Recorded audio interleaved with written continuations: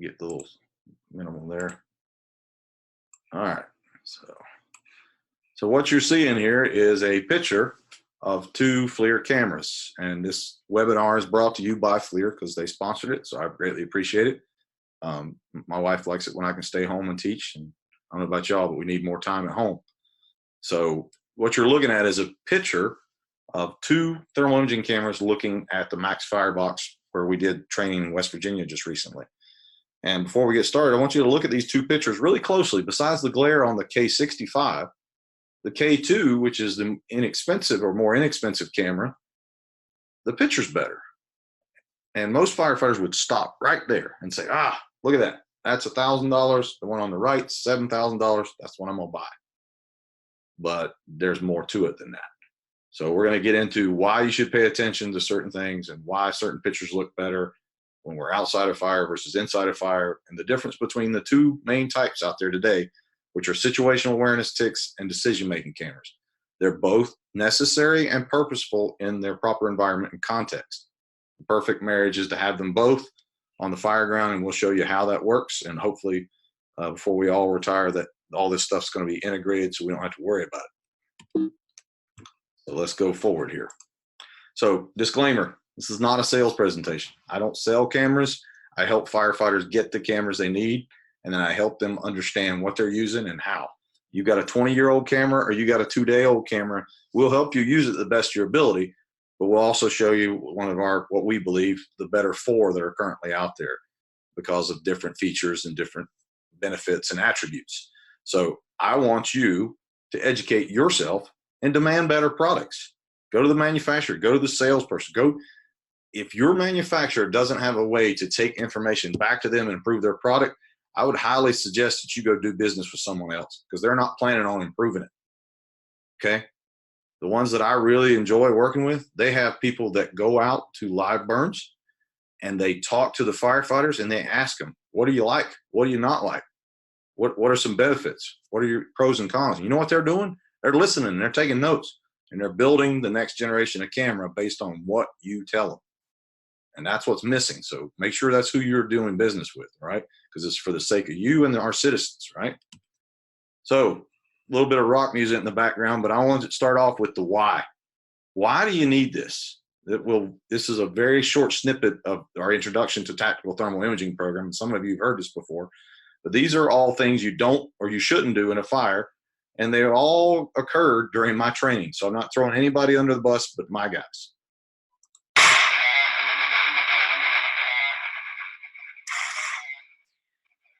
You do have tactical TIC use, so you don't do this. You think that hurt? You think he should have checked his pattern?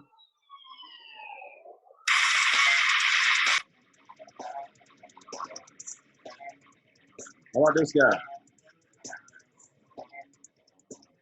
Oh, he's doing his max.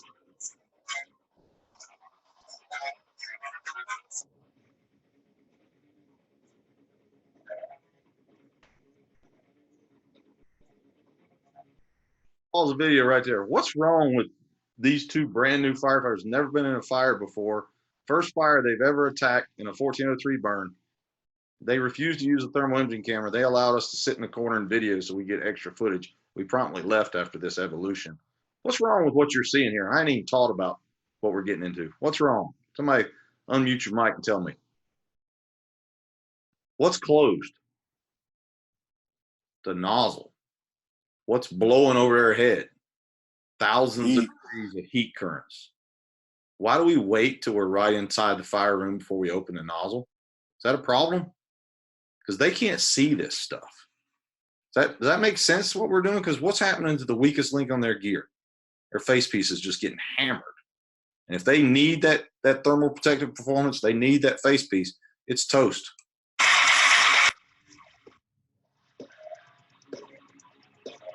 So here's the issue. Why do you need to know this? The common problem is a lack of focus and education on thermal imaging cameras. We are very fundamentally based in sound, which we should be, but the problem is we can't see infrared energy. You can't see heat. 2/3 of the fire's heat is delivered in the infrared spectrum, which you and I can't see. So unless we're a goldfish or a snake, we can't see it.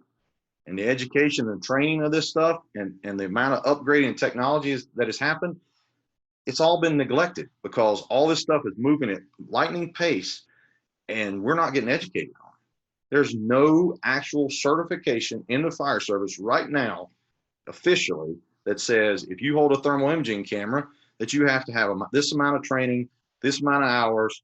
There's NFPA 1801 and NFPA 1408. But if you go work in the industry, you got to get 32 hours of training before they let you hold a thermal imaging camera. It's a $2,000 class. And then you got to get 32 CEUs on your own. And then you got to write 2 articles in a trade publication every 5 years. But, you know, for us, just write a check. Here's your tick. Have a nice day. I think that's a problem. And here's the other issue. We don't measure heat the way we should. I think that's a problem. Looking at my one of my coworkers' gear, he felt nothing when this occurred. Nothing at all. Our gear is built so well. Our gear is actually overbuilt. We got one of the highest TPPs in the market other than Houston. And we had 2 propane tanks rupture over his shoulder. And that's what happened. That's why the center of his gear has no damage, because it melted the air pack instead. But he felt nothing. So when you feel nothing and it's that severe, you're in a bad place and you don't even know it. And here's why we don't know it. And 38% of all the line of duty deaths, guess where the camera was? In the charger of the truck. That's not going to work out real well. He asked a question about liability. What happens when they realize that we could have saved the victim 70% faster if we would have used the issued equipment that's been purchased for us, but we left it on the charger of the truck? Who's going to win that civil or criminal case? The lawyer and the person suing. We measure heat with our ears, our wrist, and with water, all of which are not empirically adequate anymore because they proved in 1967 that 131 degrees is when your TPP is exhausted and your skin receives a 2nd degree burn. And if you try to use your 2 ears or your wrist or sticking your hand up in the smoke at 140 degrees, your pain receptors are turned off. I'm pretty sure we fight fire above 140 degrees. So if you're going to try to use your body as a thermometer, it quits working at 140 and skin is destroyed at 162. And the issue with that is a human victim laying in the floor that we're afraid of steaming. If they breathe 180 degrees for 20 seconds, their trachea seals up and they're dead. If you're hurting in PPE, they can't take it in pajamas. And we're not measuring heat. We're not doing them any justice by not addressing this problem. The other issue is the ticks whited out, which is the information was ignored. Older ticks, they used to white out. They would look up, they'd see too much heat, and the whole screen would go white. And they would ignore it and say the tick is junk. No, it's not junk. It's trying to tell you it's too hot. New ticks don't white out anymore. The problem with them now is I've heard, oh, my camera whited out. Well, they got moisture on the screen because we haven't been taught that every time we wipe our face piece, the front of your camera has something known as a lens. You need to wipe that because if it gets junk on it, it's just like my glasses, you will not be able to see. There's many issues with firefighters having problems with batteries staying charged on the camera. We'll address that, but I can tell you that most of the battery issues we created because we don't take care of them. We don't keep the charging contacts clean. We shove them into a trickle charger dirty, and every time it bounces up and down, that's a cycle. And guess what? Thermal imaging camera manufacturer says you cannot create a memory in a lithium-ion battery. Challenge accepted. Guess what the fire service officially did? We created memories in lithium-ion batteries. Glad we were able to do that. Antiquated thermal imaging cameras are currently being used on frontline equipment. So you got the best fire truck, the best gear, best fire station, and you got a 20-year-old camera going to search for my kid that can't see further than 7 feet. And I can go to Dick's Sporting Goods and buy a better thermal imaging camera with my own money. I think that's a problem. And then obviously a lack of understanding of what it can be used for and what it can't be used for. So let's talk really quickly about how do you measure heat and why we need to pay attention to what's around us. Watch my good buddy Thomas as he goes in to throw 1 pallet in this shipping container in this specific training we did for another manufacturer.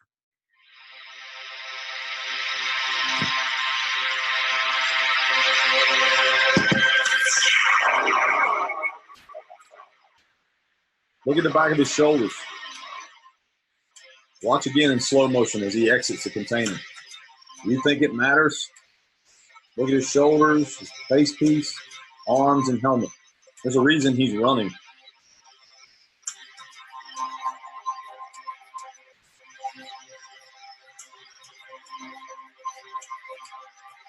He was in there for seconds. How much protection do you think he really has? And do you think temperature or measuring heat matters? If it affects us that bad, how much do you think it affects Mrs. Smith, her kid, and her valuables that we supposedly swore to protect? A lot worse than we realize. Here's why this is a problem. These are 3 cameras that are over 20 years old that are still on frontline apparatus in the United States today. How do I know that? Because I took pictures of them of the departments when I trained them. Is that a problem? Yes. That Bullard MX in the top left-hand corner, you can't hold with one hand. Some of you CrossFit guys who swing 80-pound kettlebells might be able to, but if you hold it straight out, it's a booger. It's like a black and white TV on a stick. It's heavy, okay? And you can't see very far with it. But it was, when it was new, it was about 30 grand. That's a problem. And here's the other problem, which we're going to cover tonight. These are brand new cameras. They're situational awareness cameras that are showing up everywhere.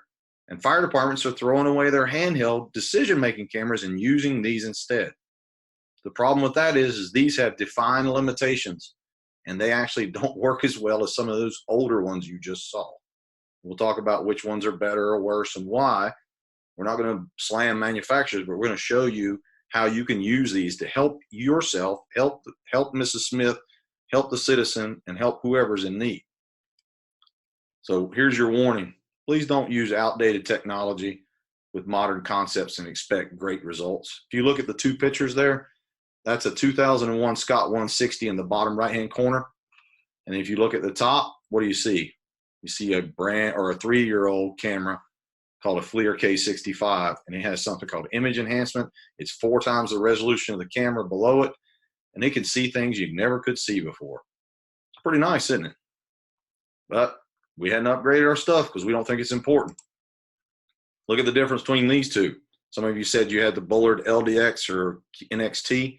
This is a Bullard QXT right next to an MSA 5000, which is what my department had until recently. Is there a difference between them 2 pictures? Huge. It's like going from a console TV to a color TV. You know, one of the new smart TVs. It's a big difference. And we got to keep up, man. I mean, I don't see anybody wanting to go back to a horse-drawn carriage with the steam engine, you know, positive displacement pump. Everybody wants to stay up and go faster and get there quicker and do things more efficiently and effectively. So why aren't we doing that with our technology? Here's a picture on the left of a MSA camera, black and white rollover versus a picture of a video of a rollover and flashover with a camera that was in 2012, I believe. So watch the one on the left. This is still on frontline apparatus. This is rollover and grayscale. Watch the picture on the right. This camera is 7 or 8 years old. A little bit of difference in those 2 pictures.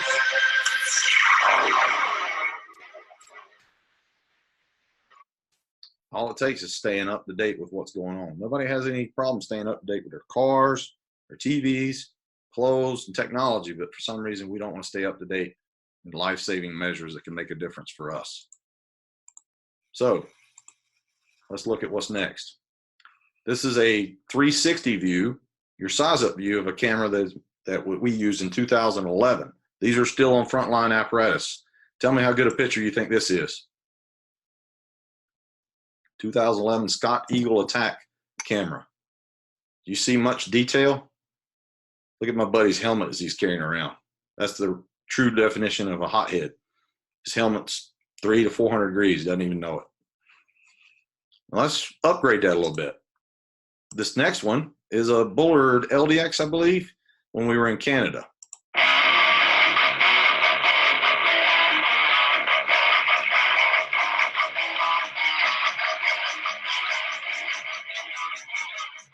Is there a difference between those 2 images you just saw?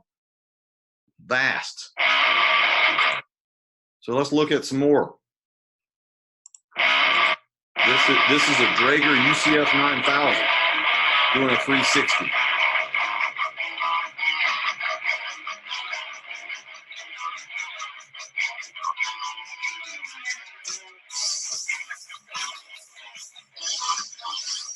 See that gray moving stuff coming over their head? That's not smoke, that's heat within it.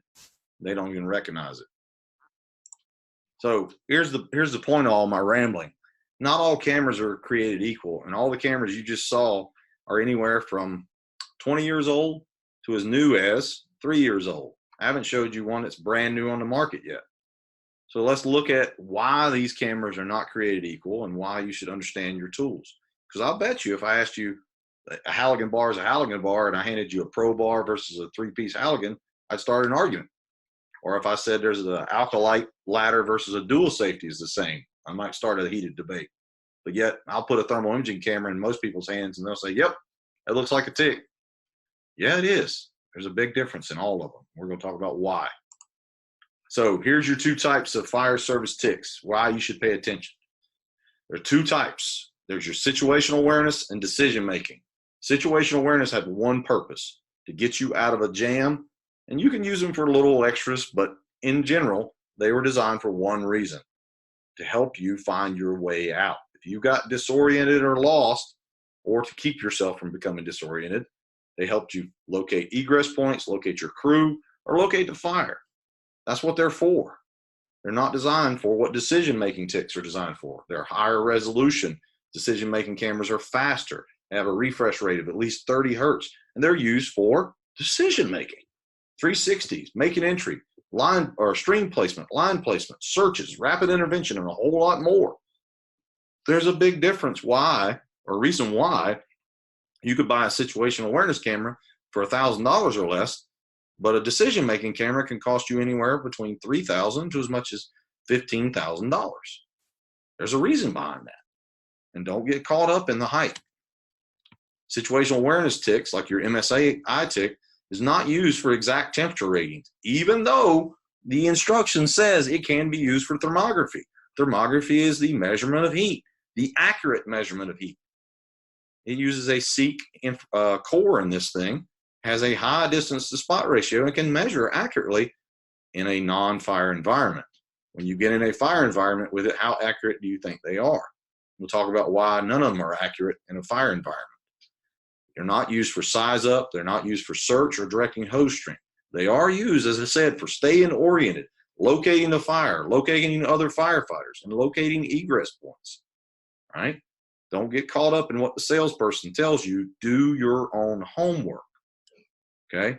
Know the difference. A decision-making camera is at least 320 by 240 versus low resolution. Sorry, my dog likes to bark when I teach. So 320 by 240, what does that mean? Well, if you do the math, that's around 80,000 pixels, 76,400 for your math guys. So why do I want that as my minimum? Because that allows you to see a small child's hand at 15 feet. Does that matter to you? Because if it doesn't, I'd suggest leaving class now, because we're all here to make a difference. The lower resolution TICs will only allow you to see a small child's hand at 7 feet. Most of your average bedrooms are 12 by 12 or more, and they're getting bigger, right? Some of your decision-making cameras are anywhere between 30 hertz to as much as 60 hertz or faster. Your situational awareness cameras are as low as 9 hertz. Okay, the NFPA minimum is 25 hertz. 9 hertz. Hertz can hurt you. And what that means is 1 hertz is 1 frame per second. The human eye sees around 25 hertz. That's why the NFPA minimum's that. If you bought a TV less than 30 hertz, you'd be frustrated because you couldn't watch TV. It would lag or trail, or you'd see frame by frame. So what you want is something that's faster and refreshes the image faster. You want a wide field of view camera. A lot of them are very narrow. And that's pretty cool if you're into photography. You get a narrow field of view, a narrow lens. It allows you to look up close to something really good, almost like a microscope. But we're looking at a big area. We may be looking at a 15 by 30 room, maybe looking down a long hallway. But the more narrow our field of view is, the more we'll have tunnel vision. Here's something that nobody talks about when they buy cameras: the thermal sensitivity of the camera. How sensitive is it to differentiate between an object that is, say, 100 degrees next to a 98.6 degree victim? Why would that be important to you? Anybody want to take a guess or stab at it? Why would that be important? Throw something at me. People or not. Go ahead. What did you say, Scott? You have to be able to find the people. If you can't differentiate, excuse me, you can't differentiate what's a person and what's an object, what are you doing there? Exactly. Thank you. The point of thermal sensitivity is to be able to differentiate between objects of similar temperature. So in a fire, a 98.6-degree victim laying next to a 100-degree pile of clothes is important when you're doing your primary search. It's supposed to be quick, hasty, get to the point. The secondary search is supposed to be more thorough. So when you get above 70 millikelvin, which is each millikelvin is 1,000th of a degree, you start seeing less and less. You'll see the fire really well, but you won't see discernible details. You want a camera with a low thermal sensitivity, a very sensitive camera. Like me coming off my 4-day and Rhett coming back to work. I might be a little punchy at the kitchen table. I'm really sensitive, right? We want a camera that has effective temperature range versus just a temperature range. Some of these cameras can go up to 2,000 degrees. That doesn't mean they see well up to 2,000 degrees. They just measure it. And then you've got cameras that have standard infrared image, and you have cameras that have image enhancement. Why should you pay attention to that? It's like the difference between having a regular TV or a 4K TV now that has all the bells and whistles.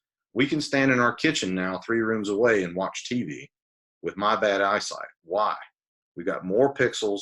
We've got a higher definition, higher resolution, yet our thermal imaging cameras don't go up to 320 by 240, which is 76,000 pixels.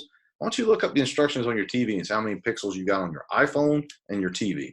And you'll be shocked at how many pixels we have on things we watch every day. But when it comes to looking for a victim, how low the resolution is. So here's some examples of decision-making cameras. I got a picture of a FLIR K65 here looking at the Max Firebox. From the K53 to a K65 is what I would classify as your decision-making camera because it meets the NFPA minimum on your resolution standard. In your Bullard models, it's your LDX, NXT, or QXT. Outside of that, to me, the image is not a high enough quality unless you're getting the exchange program where they rip the guts out, put the new stuff in them, because the image is not high enough quality for you to see. So those are your top 3 in that one. Your Draeger users, the ones that sent me emails on those, I would stay within the 8,000 or 9,000 because you can see much better with those models. The 6,000 and 7,000 are very low resolution. I classify them the same as a situational awareness camera because you can't see very well. Scott still makes the X380, which hasn't been changed since 2012. Still a decent camera. It was the Cat Daddy when it first came out. It isn't anymore because they haven't done anything with it. The Leader 3.1, 3.3, or 4.1 is a good decision-making camera for a lower price point. Your Argus users, your MyTIC, whether you're the E or the S category, that's a good decision-making camera, and then the MSA 6000. So those of you said you use FLIR. I think somebody put they used a K45, not as prevalent as the other models. You want to stay upwards in the, I'd say K33, K53, and up. K33 is less resolution, but it still has image enhancement. You want K53 and up because you'll be able to see better at longer distance. You'll notice that when we list these stats on these wonderful little cheat sheets here, which I will make this video available to you at the end. If anybody wants to watch the recording, I'll have it processed maybe in a day or 2. You notice the field of view of these cameras are much wider on the horizontal, the left to right, which allows you to see a bigger room better. Plus we teach what we call the gangster grip. We flip the camera so you can see floor to ceiling in one shot. The majority of cameras out there have, like this one, have high and low sensitivity or 2 temperature modes because when they see significant heat, they have to switch. This one switches when it sees 18% of the overall field of view is around 300 degrees. Okay, and it has something known as image enhancement or FSX. That's where it's a game changer between the other cameras because you're able to see things you couldn't normally see before. It's like edge definition. It outlines the edges of objects behind the flames, which allows you, if there's a flame front in front of a bed, it allows you to see a closet door behind it. Allows you to see possibly a victim behind it. I'll show you picture after picture and video of it. Don't believe me, believe what you see in a fire. This one has a refresh rate of 60 hertz, pretty fast. It is not intrinsically safe as far as the K33 through the K55 models. You buy the K65, it meets the NFPA standard. The locking screw on the bottom is the difference, and they also paid the money to have the NFPA 1801 certification testing. And the majority of them from K33 up offer a picture or video recording. I highly recommend that. The K53 is one of my favorites because it's one button, record when I go to work. Those of you who have these, they're really simple to operate if you have the K55 and up. I don't like multi-button cameras, but this is one that gives you an example of it. The green button's always the power button on newer cameras. The center button's your application modes. I'll show you why you don't want to stray too far in there. And there, for some reason, they like zoom. I don't really like zoom because I don't have time to play with buttons in a fire. Here's your cheat sheet on this. This comes from FLIR, but if you notice, I circled two things on here. The top left corner where it says number 5 is your TI basic mode. That is your standard color palette that NFPA has adopted. It's very simple: black, gray, white, yellow, orange, red. That is how your color should progress from cold to hot. Anything outside of that is lots of bells and whistles, and it's probably designed for another environment. And I'll tell you why. As you look at number 4 and number 3 options, number 4 is all grayscale. Not a big grayscale fan, and here's why. The human eye can only differentiate 30 shades of gray, not 50 like the movie, okay? And that's the average female. The average male can differentiate 10 shades of gray. This is why I'm not allowed to pick out colors in lows, okay? Number 3 is a fire mode designed for Bullard users because it doesn't kick in color till 500 degrees. The NFPA standard, and the one that FLIR uses, kicks in color at 300 degrees Fahrenheit. In this picture, it's in Celsius, so bear with me on that one. The bottom 2 are in blue. There's a reason for that. Green is for fire and blue is for search. I would not use those for searching in a fire. Here's why. I've fussed at manufacturers about this because anytime you tell a firefighter search, they think I'm searching in a fire. If you use the option 2, which is search and rescue mode, they think they can use it in fire and search and rescue mode. Problem with that is that mode's dynamic range or temperature range maxes out at 300 degrees. Are you going to go into a fire that's going to be above 300 degrees? Yes. So what happens when you see greater than 300 degrees when you're in search and rescue mode? You will see nothing but a big red blob. I've watched video after video on YouTube, and I've done it myself with my own camera, gone into a fire and put that in that search and rescue mode. And the minute I got into a high temperature environment, I lost all discernible detail, and I might as well have been blind. Okay. Option 1, heat detection mode, is a great mode for using for, they call you in the middle of the night, smell something burning in the house, but don't have any visible smoke or fire. It outlines anything that's hot in red. It's not really color temperature correlative, it just makes it red, so it helps you see the difference. Okay. FLIR uses a very simple color palette. Like I said, it's the TI basic color palette. This is our cheat sheet. We did this so firefighters would pay attention. If you see yellow when you're driving down the road and the green light changes to yellow, we're supposed to slow down, not speed up. But just like we do on the road, we tend to speed up. What I want you to speed up is speed up the water to that yellow. Anything gray or white moving or that yellow, get rid of it, because once you get outside of yellow and get into orange, you're exceeding the limitations of your PPE. So if you're exceeding the limitations of your PPE, you're pretty much exceeding the limitations of survivability for those victims if they're in that flow path or in that fire room. So you're doing them no good by waiting. So you need to kill that heat where you're at and kill it where you're going and get those gases and heat off the victim. So if you see yellow or gray moving fast stuff, you want to get rid of it. If you see orange and red, you're in a bad place because look at your temperature ranges. Okay, this is a cheat sheet we use when we burn with the Max Firebox. In about 20 minutes, we can teach a student how to interpret the image with the Max Firebox, because the Max Firebox has a lot of attributes that are really neat. It's not just a dollhouse. It's a 350-pound block of steel, and it's a machine. Okay, if you hadn't used one, I highly recommend it. But the inside of it is burning with OSB. So when we look at the products of combustion coming out of it, we'll see the gray convection currents. We'll see the colorization from yellow to red, so we can do our simulation. If we're trying to find the fire, we're going from convection currents, swimming upstream and finding the fire, seeing the heat inside the box. You can look at the right side of the box as diamond plating, and you can use the camera for an emissivity demonstration. I can show you why emissivity is important, because if you look at the shiny side of that box when it's rocking hot, it will tell you that the side of that box is average temperature, whatever it is outside, and that can fool you, okay? You don't want to try to measure shiny surfaces with a fire service TIC. I'll show you a cheat sheet in the notes that shows if it says it's 150 degrees on a low emissivity object, it's actually around 450 degrees Fahrenheit, okay? And any fire service TIC that is 2008 or newer will have this upper left corner will have a green triangle. You'll notice it shows up there. You should pay attention to that, because that means everything in front of you is around 300 degrees at least, because what it did is it changed the aperture of the lens closed it down to focus in on the heat so it doesn't burn up the detector. Here's our cheat sheet. If you're looking into a fire, this is one of our burns. Notice the difference with the image enhancement and how crisp their helmets are. Yes, someone's wearing a European helmet. Don't call me out on it. We wear all kind of cool stuff. As my friend Thomas says, I've done a lot of cool stuff and dumb stuff in the name of science. So, and the funny thing is the guy from Australia is wearing a leather helmet over there. So that's kind of neat.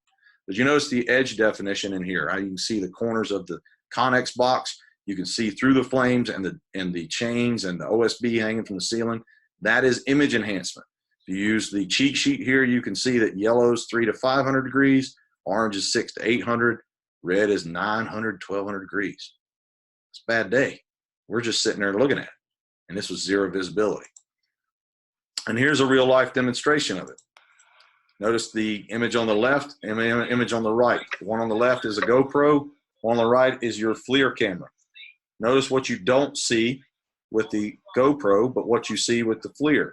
You're looking inside, you see it's in low sense mode. You've got radiant feedback hitting the ceiling. You've got a thermal column. You got heat moving across from the fire, across the couch. And the couch is starting to light up. Not on fire, per se, on the whole couch, but it's beginning to off gas. I was never taught to cool furniture. This is why you'd want to cool it, because what's happening to that couch? It's off gassing. Is that a good thing? No. Everybody told me don't crawl past fire. Nobody told me don't crawl past superheated fuels or heat. Notice that yellow dog pee looking stuff heading your way. Yeah, Joey's one of my instructors there. He's a good dude. He's the one that did it. See the heat coming towards the door? Watch the carpet in the GoPro shot here in the next few seconds.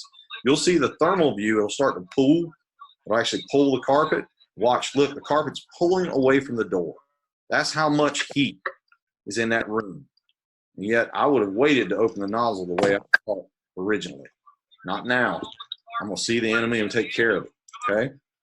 So those of you who said you use the Draeger camera, got you some quick cheat sheets here. The majority of the Draeger cameras are NFPA 1801 certified.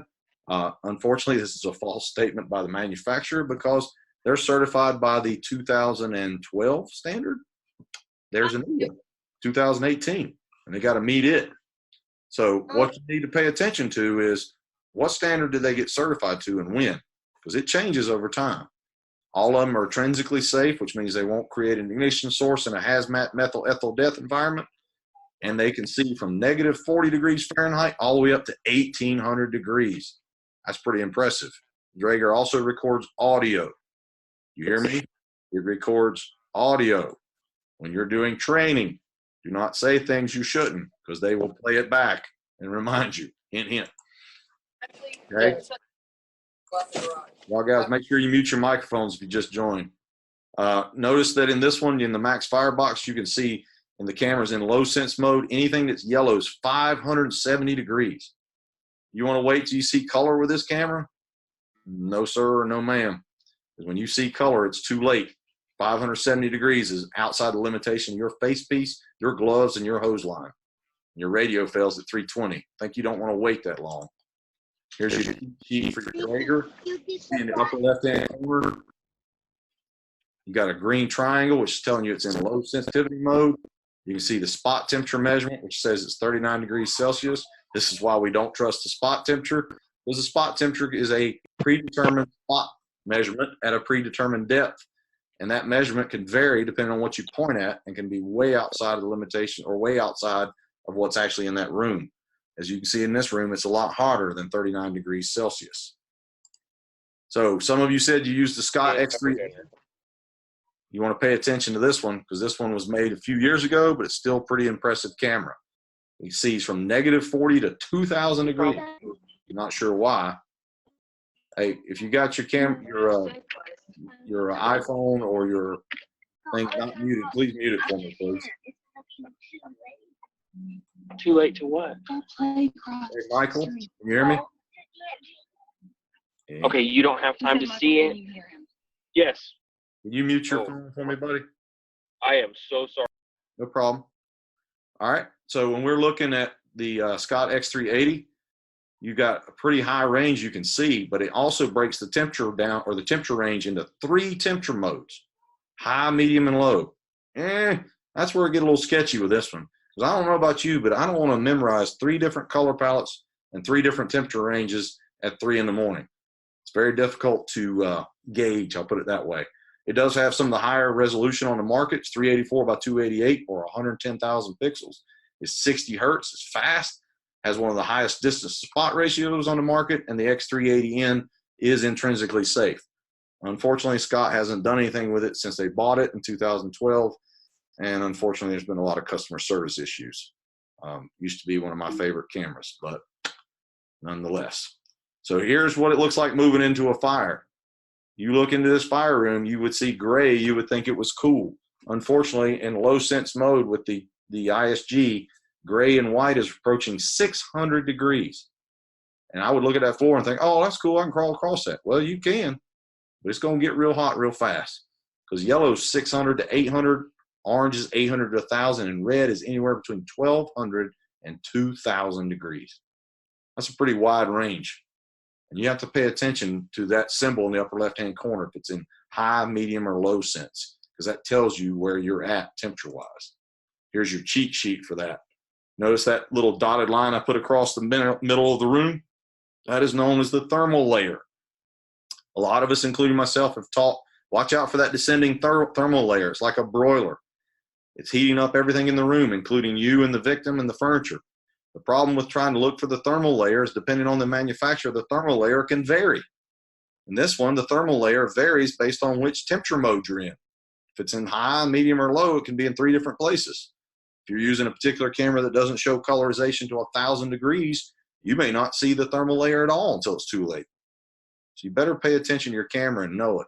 In this case, we can see the fire locations to our right. We can see that thermal layer is 50% of the space, which is a bad day. That means everything in the room is about to light off. This picture was taken about 5 or 6 seconds before the room flashed over. And here's one of the reasons I don't like tri-mode sensitivity. Which image to you looks worse? The one on the left or one on the right? Because most would think it'd be the one on the left, but it's in medium sense mode. That's the middle range, 300 to 500 plus degrees. When this camera sees over 450, overall, it switches to low sense. Notice when it switches to low sense, look real close with me here. Draw you a little line. Notice you don't see anything below this red line in low sense mode. But over here, I can see a lot of detail. Okay, that's the camera adjusting to the heat. Just like if you go from a dark room and your pupil is dilated, it sees light, it constricts. And it sees the light really well, but guess what? It doesn't see a lot of detail outside of that. You want to do a neat little experiment and make somebody mad, and you go back to the fire station, have 3 of your guys sit in a recliner in the dark. One of them in the center has a light, and he turns it on and points at another guy across the room. The guy across the room will go from seeing 3 guys in the dark to seeing a bright light and none of them. That's the difference between high sensitivity and low sensitivity. High sensitivity to detail in the darker, cooler environment is how we'll translate it. And when it goes to high heat or bright light, we see the threat or the light, but we don't see anything else. And I'll give you a couple examples. This is high and medium sensitivity. And then look at this. This is the full video. We're burning real fuels. We don't do straw and pallets in our research burns.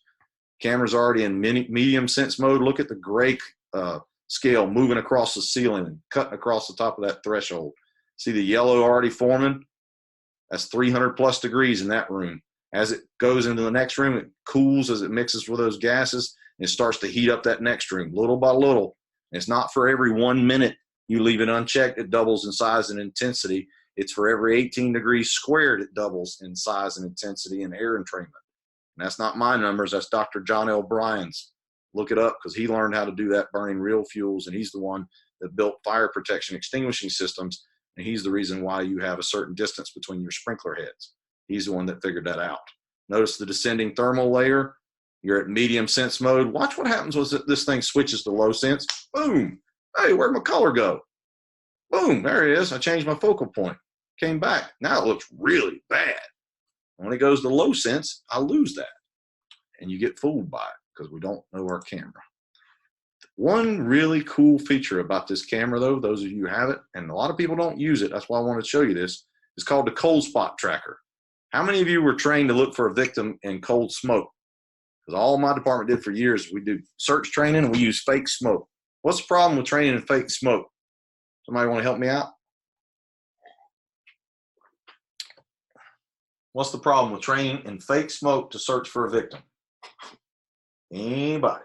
There's too much of a temperature differentiation that isn't really there. Oh, exactly.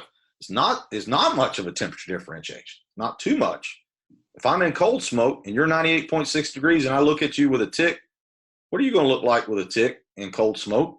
Anybody? You're going to be white hot. Is a 98.6 degree victim going to be white hot in a fire? No. Watch this.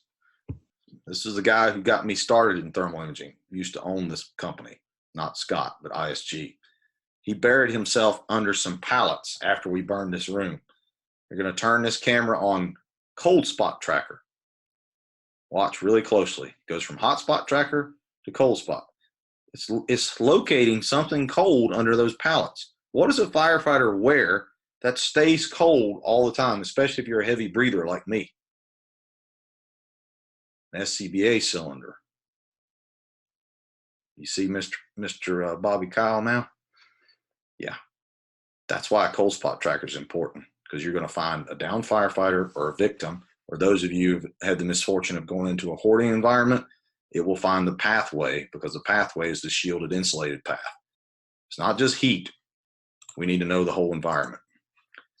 Some of you said you had the Argus camera. There's two different types currently. There's the Argus MyTIC E and MyTIC S.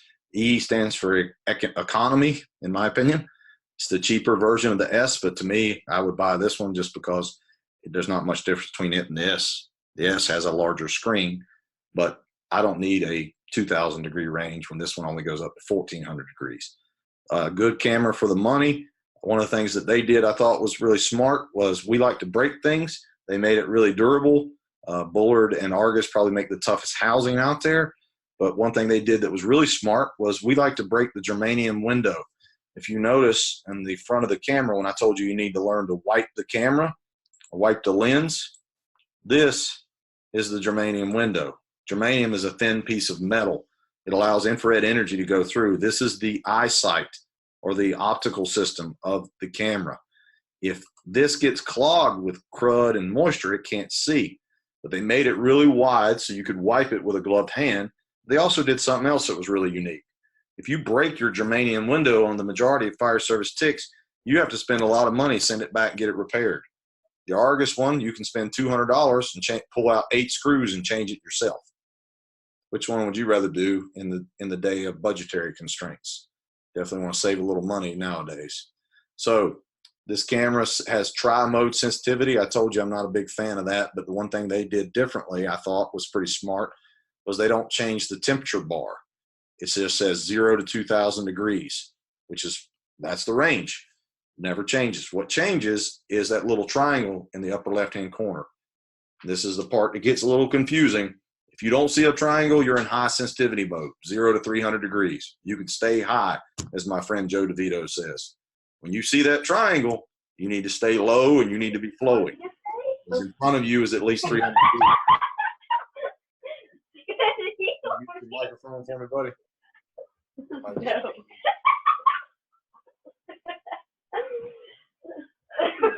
For my strawberries. Josh, can you use the microphone for me, man? You hear me? There you go. Thank you, buddy. So when that camera shows you that triangle, you're in low sensitivity mode. Here's where it gets a little bit tricky. The first triangle is green. The second triangle is red. That means everything in front of you at least 500 degrees. You don't want to wait that long. All of their cameras are intrinsically safe, which I thought was a smart move on their part because they're all NFPA certified. Anybody have any questions so far? Anybody at all? I'll get this little annotation thing off of here and we'll move to the next one. This is the only thing I don't like about Zoom is the mouse will go away sometimes. And then you have to figure it out. Bear with me 1 second. All right, there we go. So if you have a fire with the Argus camera, this is what it looked like. These are two firefighters in a burn we did in Shelby. They're about to make entry. You notice you see the yellow coming through that old door and the gray and white convection currents. Yellow's 300 to 500 degrees. They follow the same color palette, the TI basic color palette that FLIR does. I believe that's the simplest, easiest to understand, because you don't want to wait to show colorization with firefighters today, because we don't respond to grayscale despite what thermographers think. There's a big disconnect between engineering and human behavior. They think it works this way, but then they don't study the context of the environment the firefighters function in and realize we don't have time to do that. Here's your cheat sheet. Can I say something? Yes, sir. Go ahead, Dan. One of the things that he's making a lot of points fast, and one of the things that's important to understand, as you move to tactically using the TIC for putting out fire, not just looking for somebody, your information that you're getting tonight is going to be extremely valuable, because you're actually making decisions on heat reference to the attack, not just the search. So I just want to make the importance of where you are in your learning curve. Sometimes it affects what you listen to. Yeah. And like I said, we're covering a lot of information really fast, and we're going to get into more of it. But all this is available to you after it's over, because I want you to be able to digest this a little bit more slowly. And as Chief Scott was asking at the beginning, I'll give you all access to the Dropbox folder so you can go as deep in the weeds as you want. Ask my buddy Jake. He's going pretty deep in it right now. Just I will warn you, if you have a slight interest in it, don't open the box unless you're really interested, because when you figure these things out, you can't stop learning. It's pretty amazing to me, because I thought I knew a little bit about thermal imaging, and then I got hurt and went to school for it. And when I went to school for it, I was hooked, because then I realized what I don't know. I don't know a lot, and I still don't know. And I keep wanting to learn. So this is your cheat sheet for your Argus. And if you look at this is how I broke it down for you. High sense mode is 0 to 300 degrees. Low sense mode, the first one is 3 to 750. And extended low is 750 to 2,000 degrees. Why do we need to measure that hot? I think we can melt aluminum at like 1,200. Our mass fails at 350. Why do I need to go up to 2,000 degrees? I'm not really sure why they've done that.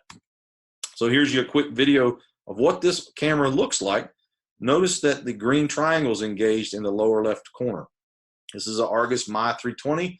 This is a KTF burn where in Kill the Flashover they did a hoarding research burn, which is the one I got hurt at that year, so I couldn't quite attend it.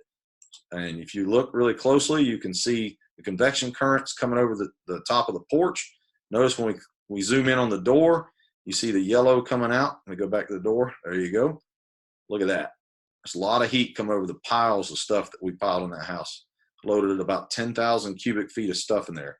Notice real quick with me that when the camera changed from I'll back it up, right there. That's in low sense mode, the green triangle. Watch really closely. Boom. Now what color is that triangle? Red. How easy would it be to miss that? The overall field of view got a lot hotter, and the camera picked it up. But we'd miss that if we scan too quick. So some of you said you used the Bullard. I put several of the Bullards in here. This is a quick cheat sheet. We also sell a TIC guide for those of you who are really into it. We have 34 different models of cameras covered in that. The Bullard NXT or QXT has image enhancement like the FLIR cameras. Allows you to see the edges of things really well. If you notice in the picture, you'll see in the lower left-hand corner, you can actually see the outline of the furniture and the objects in the room. The field of view is pretty narrow, but the camera itself produces a good image. It really comes down to a lot of people like pistol grip versus flashlight style cameras. I mean, that's a personal preference and ergonomics. It's a fast camera at 60 hertz, has one of the better distance spot ratios, 57 to 1. And the way we explain that to firefighters is, would you rather be a pocket knife assassin or a long range sniper when you're facing a big enemy? You want a camera that can see the enemy far off. That means this camera can see the enemy, measure heat effectively 57 feet away. It can measure a 1 foot square. Okay. And the NXT is NFPA compliant, which is good. Some of you said you had the LDX, very similar, not quite as pretty a picture from my experience. It claims it will be, makes it in 2 different models. The distance to spot ratio is a little less. It's got a very low thermal sensitivity, which is good, but it's not intrinsically safe. So you don't want to carry this into a methyl ethyl bad stuff environment. And here's the other thing about Bullard. They haven't changed their color palette in 15 years. This is where I argue with them a little bit. They don't show any color till 500 degrees. That's too late in our environment, ladies and gentlemen. When you're looking at our PPE and the contents in our home that start off-gassing at 200 degrees, it's too late. And firefighters don't respond to grayscale. And I'll show you why. This is one of their better images that we made a cheat sheet out of. Got your burn barrel, and you can see the studs in the wall. You see the green triangle. We put some little breakdowns of the actual colorization and the heat in the room. The problem is if I put this camera next to a FLIR and next to a Draeger, they're all going to show that thermal layer at a different height based on when that camera shows color at what temperature. That's why it's important for you to know your camera. It's like Rick Lasky when he tells that story about my saw. I'll go get my saw, it'll crank, chief. Well, if you know your TIC, I don't have to tell you what's bad and what's not. Our job is to interpret that image and act accordingly. So we covered a lot with the decision-making cameras. We're almost 1 hour in. Before we start hammering the situational awareness cameras, let's take about 5 minutes and go flow some water, force some doors to the bathroom, all that stuff. Everybody good? We'll stop the share for a second. Yes. Any questions? Maturity happens late in life. I'm still not there yet. So, all right. Well, we're going to get started. So I'm going to hit the share button. Everybody here okay? Give me a thumbs up. Good. Volume need to go up or down? Is it good? Good. All right. I don't want to mess it up and start getting feedback. All right. Here we go.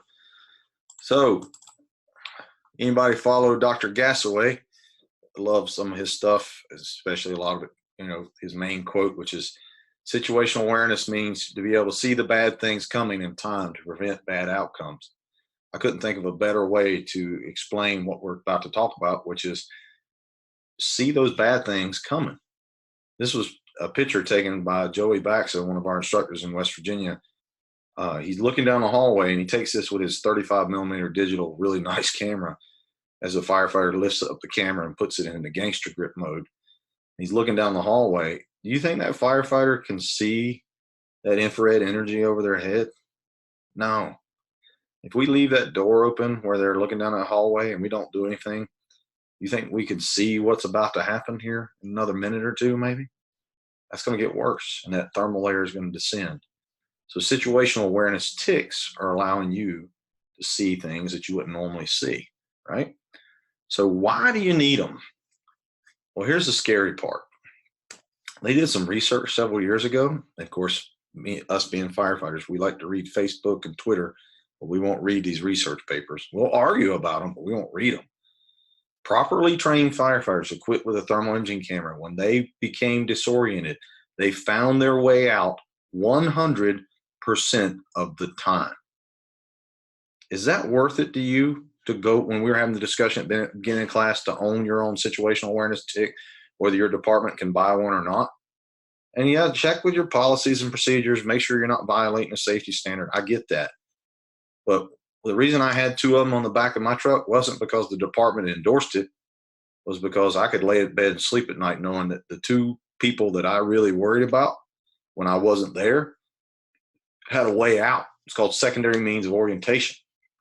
So secondary means of orientation means when I come off that hose line, when I come off that wall, when I come off that search rope and there's a ceiling collapse or a floor collapse or something happens, when Murphy's Law occurs and he shows up with broke, desperate, and stupid, and you've trained for the worst and now you're completely disoriented, what's your plan B? Well, if you don't have one, I'm sorry. But I wanted them to have a plan B, and a situational awareness TIC is a plan B. It allows them to see their crew, see the hose line, which will be dark because it's cold, see the fire, find their way out. I also believe in another little device that's more affordable than a situational awareness TIC. It's called the Northern Star Fire Compass. Write it down. It's $100. You can work a side job and get this and then still take your family out. You stick this little device in the corner of your mask instead of where that Scott sights is. It's a magnetometer compass. So if I go in facing north in a big giant warehouse and get disoriented, I know I got to go south to get out, and it doesn't fail. So that's two plan B. Plan B, plan C. Don't you want to have that option? Because that's the reason we need these. So let's go over those. How many of you have the MSA ITIC? This is known as an integrated thermal imaging camera. It became popular when Scott introduced the Scott sight. It's not the first time they tried to integrate something in the air pack. If we've been paying attention, they've been integrating heads-up display, integrated pass device. You notice they keep integrating more things into this. We're carrying more technology, and we're not learning it. So the regulator hose that goes to this is about 2 inches longer than the standard, which supposedly allows you to scan accordingly. Well, if you're 5'9" like me, that may be fine. But if you're like my coworker when I worked at Station 2, 6'5", his arms are a lot longer than mine. And that hose is not long enough for him. This camera sees from between 0 and 932 degrees. It has a very narrow field of view, 25 degrees vertically by 35 degrees horizontally. To put that into human terms, your eyeball can see 170 degrees left to right. This camera can see 35. You are missing 135 degrees field of view when you put this in front of your face. That's some severe tunnel vision. You're going to have to scan a lot slower and a lot more with that if you're going to use that as a decision-making camera, which you should not. It has 5 standard color palettes with 10 additional. If you use their software, none of which I've seen so far are designed for fire attack other than white hot and red hot, which they don't address color temperature correlation. You have 220 by 176 resolution, which is not bad for a situational awareness camera. So if we do the math really quickly, 220 times 176, that's 38,000 pixels. But that's not the NFPA minimum, which is 320 by 240, which is 76,000 pixels. More pixels, more detail, better ability to see. However, it does have the highest refresh rate out of all the cameras at 30 hertz. So that's pretty impressive. So it won't lag when you're scanning. So I give them kudos for that. It has an effective range of measuring temperature at 490 feet. That is in a clear environment without smoke, without moisture, which is known as atmospheric attenuation. Anything between you and the target that affects its measurement is called atmospheric attenuation. Well, what is that? How about smoke? Does that affect its measurement? Yes. How thick it is, what's burning. Is it got high moisture content? Yes, it's not going to be 490 feet, I can assure you. The noise equivalent temperature differential is another fancy word or acronym for what I told you in the beginning. Thermal sensitivity. This is not very sensitive. If you get above 70 millikelvin, you're not going to be able to see that victim we were talking about. And the core of this is made by SEEK. It's not made by MSA. Here's how you turn it on. This is where I get a little frustrated. How many of you like things with lots of buttons? This one, you turn it on by either pressurizing it or holding the red manual alarm button. But to get the TIC to come on, you long press either one of the green buttons. To change modes, you short press. How many of you, just a gee whiz question, can short press or long press really easily with our NFPA approved firefighting structural gloves? Because I can tell you what I do. I push it too long, or I don't push it long enough, and I don't do what I want it to do. Multi-function buttons are an absolute pain in the neck in a fire. There's one particular camera that I carry that when I raise it up, if I grab it the wrong way, I have changed 4 different application modes before it hits my face. That is a bad idea. That's where somebody did not pay attention to the environment the firefighter is going to be in, okay? And if you want to turn the TIC off, you long press the button again. Well, I thought it was long press to turn it on, long press to turn it off. You know what happens when you get frustrated? You start pushing the button really fast and hard and you make a mess out of it. If you notice that the screen is very small and has something known as fire and ice mode, extreme temperature differential is what that's used for, not a fire, okay? These are your standard color palettes you can get right off the bat. White hot is the only one I would preferably use in a fire, or red hot, but you can't say that the color and the temperature is a certain correlation because they don't give you the data behind it. Black hot makes everything hot black, which is dangerous in a fire. As we were discussing at break, that's reverse polarity. It's used for looking for lost persons. You're not going to be wearing your air pack if you're out in a field searching for grandma who wandered off from the nursing home. Just an FYI. That's why I don't like integrated thermal imaging cameras for decision making. Because when you go looking for someone like that, you're probably not going to be wearing your air pack. But MSA has solved that because next year they're coming out with the device known as Lunar. You probably saw that at FDIC. Don't have any technical data on it because they haven't released it, but it's basically this device detached where you can clip it onto anything. Then there's Rainbow and Iron Bow and Fire and Ice. None of those are designed for fire attack, even though this is direct quotes out of their manual telling you what they're used for. They're not used for that in a fire. This is that Iron Bow picture, which Dad was talking about a little bit ago. When you take that little tiny screen and you blow that picture up, what happens to my pretty little Iron Bow picture of this house on fire? Doesn't look very good. So to give MSA credit, though, this camera, this iTic, has the highest refresh rate of any situational awareness TIC on the market currently. Nobody makes a 30 hertz model, at least currently available. It has the highest distance to spot ratio other than the SEEK camera. It has higher resolution than FLIR and Scott, but not SEEK. SEEK exceeds them on that. But here's where we go into the negative Nancy side of it. Got non-fire service applicable color palettes, which means I got all these bells and whistles, but I can't use them. What good is to have all those options, right?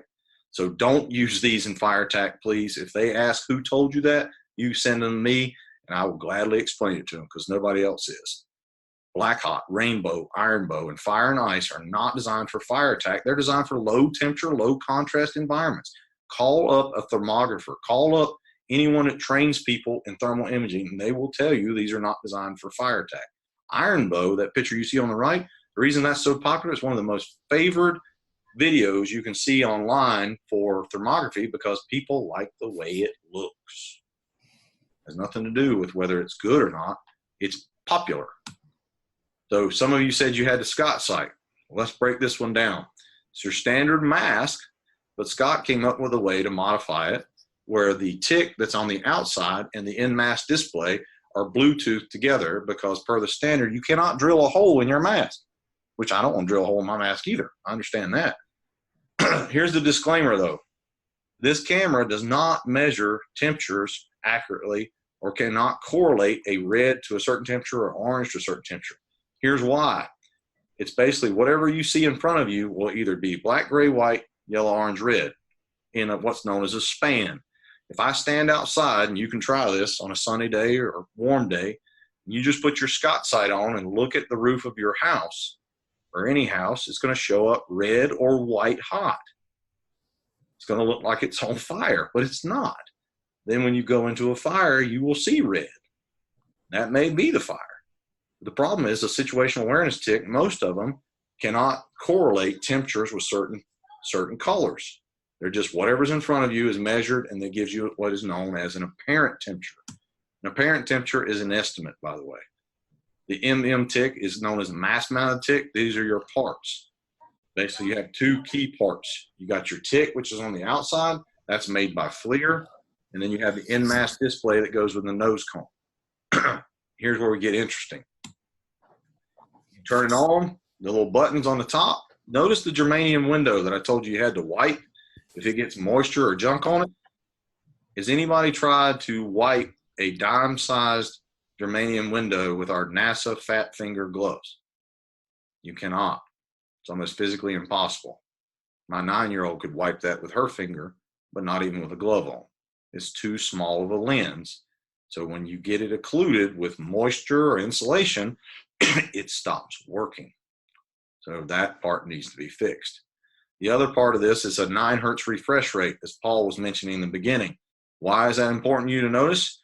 You look right and you're trapped in a burning building and disoriented, and you quickly look left because you're disoriented and fear for your life.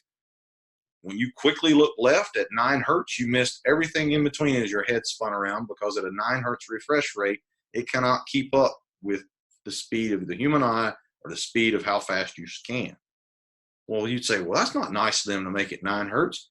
Has nothing to do with why they made it 9 hertz. I used to think the same thing. There's a law called ITAR, International Trade and Arms Regulation Law, that says anything made or shipped outside of the United States that has to do with infrared cannot be over 9 hertz without a lot of paperwork and a lot of money. Why? because you don't want a bad guy sitting in the bushes, namely a terrorist, with a 30 hertz camera, because they don't have to track you with night vision anymore. They track you with heat. And a 30 hertz camera is 1 frame per second, which means they can track you, your family, or your kids everywhere they go. That's why it's 9 hertz, because this device is shipped internationally. Okay. And they don't want to have to go through the paperwork. In some countries, you can't get above 9 hertz in it for that reason. So that's why it is the way it is. Unfortunately, it's not well insulated. Notice it's very small. Notice your good decision-making cameras are very thick and they're well insulated. They can survive in high heat for long periods of time. This one, once the inside and internal core temperature reaches 158 degrees, it will fail. Here's the other problem I have with them. What types of batteries are in this? Anybody know? What kind of batteries in it? Help me out. Anybody? Are y'all there? Help me out. I forget the type, but it's the kind that blow up when they reach a certain temperature, isn't it? Alkaline, like what you use when your kids' toys, right, Jake?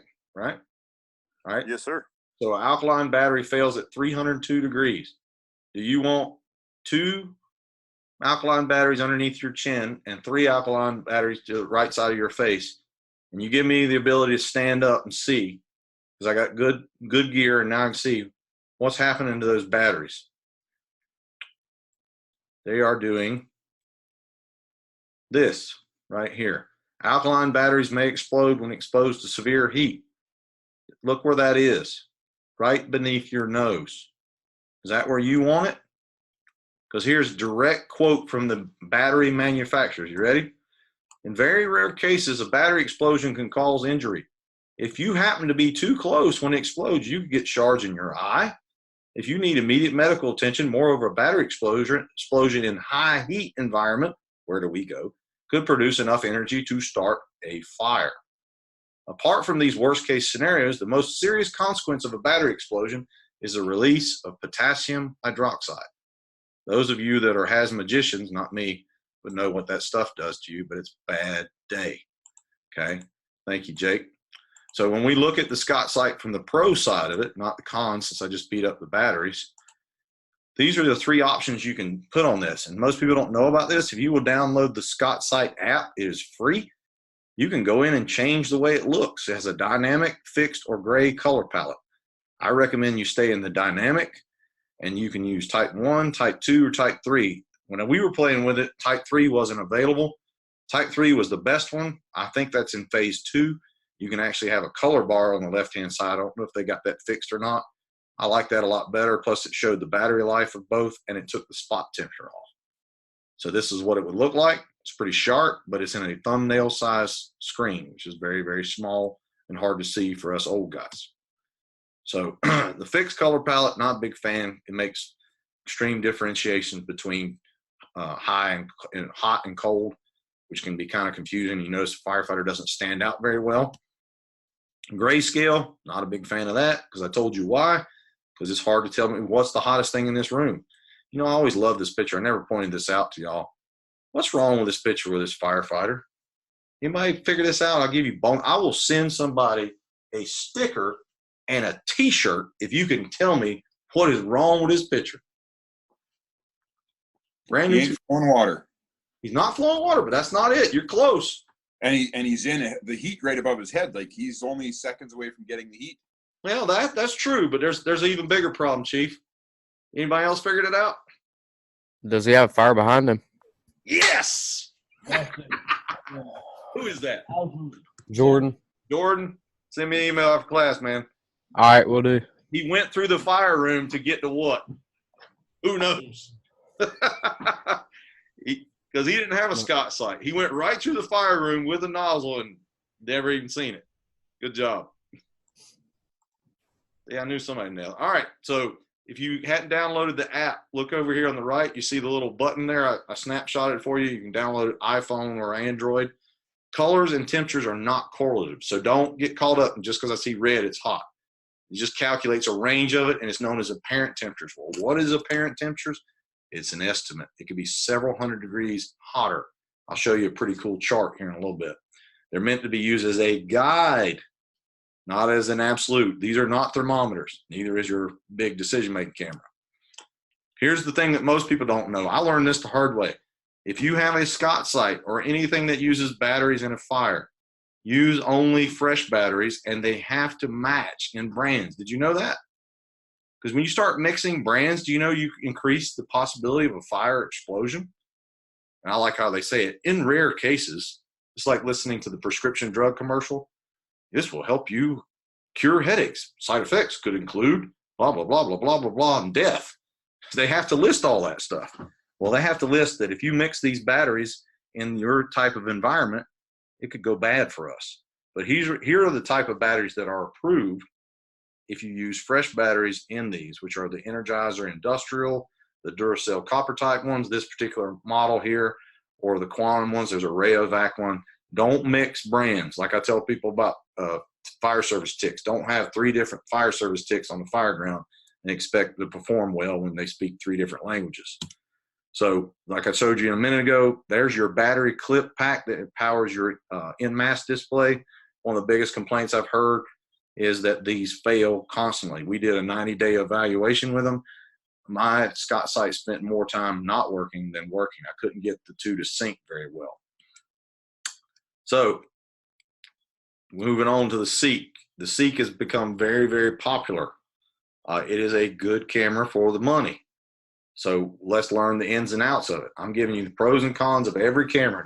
Don't make me make you think I'm shouting the praises of one and not the other. I'm going to tell you the good, the bad, and the ugly of each one. Because somebody asked me, FDIC, the reason we taught that class, which one would you buy? I said none of them, because they all got problems. If I had my way, I'd take 4 of them, I'd mash them together, I'd liquidate my pension, sell it to y'all, and move to Tahiti and give up.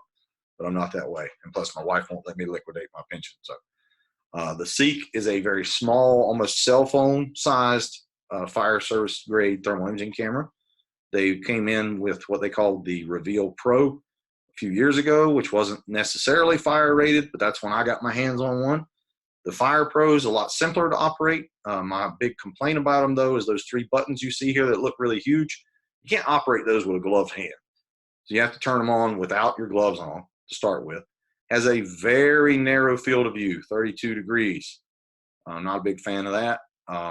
Used to think it had dual mode sensitivity. I need to change this slide because I just recently learned something new about it. All fire service cameras are high and low sensitivity, or high, medium, low. They're either dual mode or tri-mode. SEEK's the only one on the market I've heard of this that does this. It's called mixed gain mode. Each pixel switches modes based on the overall temperature it sees. And I think that's why they've done so well with theirs. It has 3 different application modes, though: fire mode, survey, and color. Please do not use anything other than fire mode for fire, because survey maxes out at 300 degrees. And if you read the instructions, the color mode says it's for demonstration purposes only, just to wow people with, basically. It has the highest resolution of any other situational awareness tick on the market. The old ones used to be adjustable emissivity. The new ones are not, because you don't have time to go down a hallway and go, is that a 0.4 emissivity object or is that a 0.9? Let me adjust it and do that. You don't have time to push buttons. You don't have time to do math. You have split-second decisions you have to make. It is not intrinsically safe, as of most of these devices we've talked about are not. However, it is IP67 rated, which means you can drop it in a nasty pile of dust and water and it won't mess it up. Here's your quick start guide. Your center button turns it on. Right button takes a picture. Left button changes color palettes. It does have a pretty bright flashlight on the side, so for 4.2 ounces or whatever it is, it's pretty neat. Here's what it looks like in a fire. Matter of fact, we just took these pictures not too long ago. We're doing live fire training in our department. This is a crib fire. As you can see the convection currents moving across the ceiling. Makes a pretty sharp image, just very narrow. Not as wide as something like the K2 I'll show you here in a little bit. It sees really well. The thing I found with it, though, is the longer I stay in heat with it, it tends to saturate pretty easily. So it's not something that I've learned I can't burn all day with it. It's designed to stay in there for short periods of time. So I wouldn't keep it in there all day because I've ruined a few of them. This is an example of when it switches from the mixed gain mode, basically high to low sensitivity. The picture on the right, you see the firefighter pretty well. You see the door he's about to make entry to. You see the heat above the door. You also see the propane tank in the lower left-hand corner. Notice when the heat gets more severe coming out of that door, what do you not see on the left-hand side now? Very hard to see the firefighter and very difficult to see that propane tank. These are good examples of when the camera switches modes, that it sees the threat really well, but it loses important discernible details that we need for situational awareness. Isn't that what it was designed for? So here's your 3 color palettes that it's made as the 3 exact same pictures, but they look differently based on the color palette. That's why I think you need to stay with the simplest one is the easiest one, which is, I like this right here. Black, gray, white, yellow, orange, red. That is the NFPA TI basic color palette. Easiest to understand. So there's your 3. And when we use it for fire attack, like this one here, you see a burn barrel next to a, ooh, wait a minute, you're not supposed to be at a picture. That's a violation of NFPA 1403. There's a couch in that room. Somebody call somebody. So you see the burn barrel, you see the heat, and you can see the couch off-gassing. Okay, it's easy to distinguish what's hot, what's not. You can also see the reflection in the wet concrete floor. That's pretty good. It goes up to 1,000 degrees, which is about standard for most of your cameras. And I like that because you're all staying in the same dynamic range. You notice the firefighters, as they're moving down the hallway to the fire room here, they can easily interpret the lower 48 and above them. They can see the heat above them. It's not for you to say, well, that yellow is 300 to 500 degrees. We just know that's hot. And as we say in our class, we don't pencil it, we erase it. We see heat, we erase it. It doesn't follow the TI basic color palette exactly, but it's black, gray, white, yellow, orange, red, and then it has purple for the hottest area.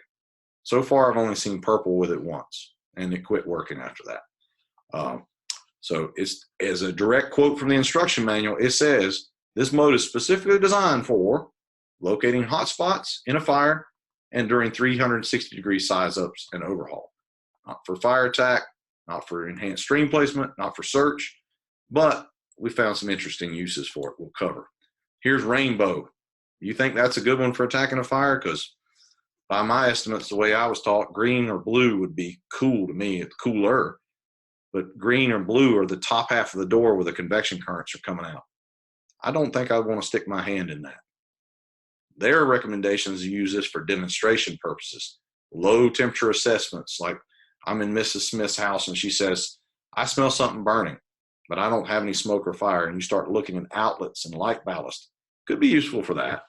But if you're not trained in what these colors mean, I wouldn't do it. Here's the Max Firebox in rainbow mode. Look at the heat coming out of it. You know, me being a simpleton, I would think green would be cool.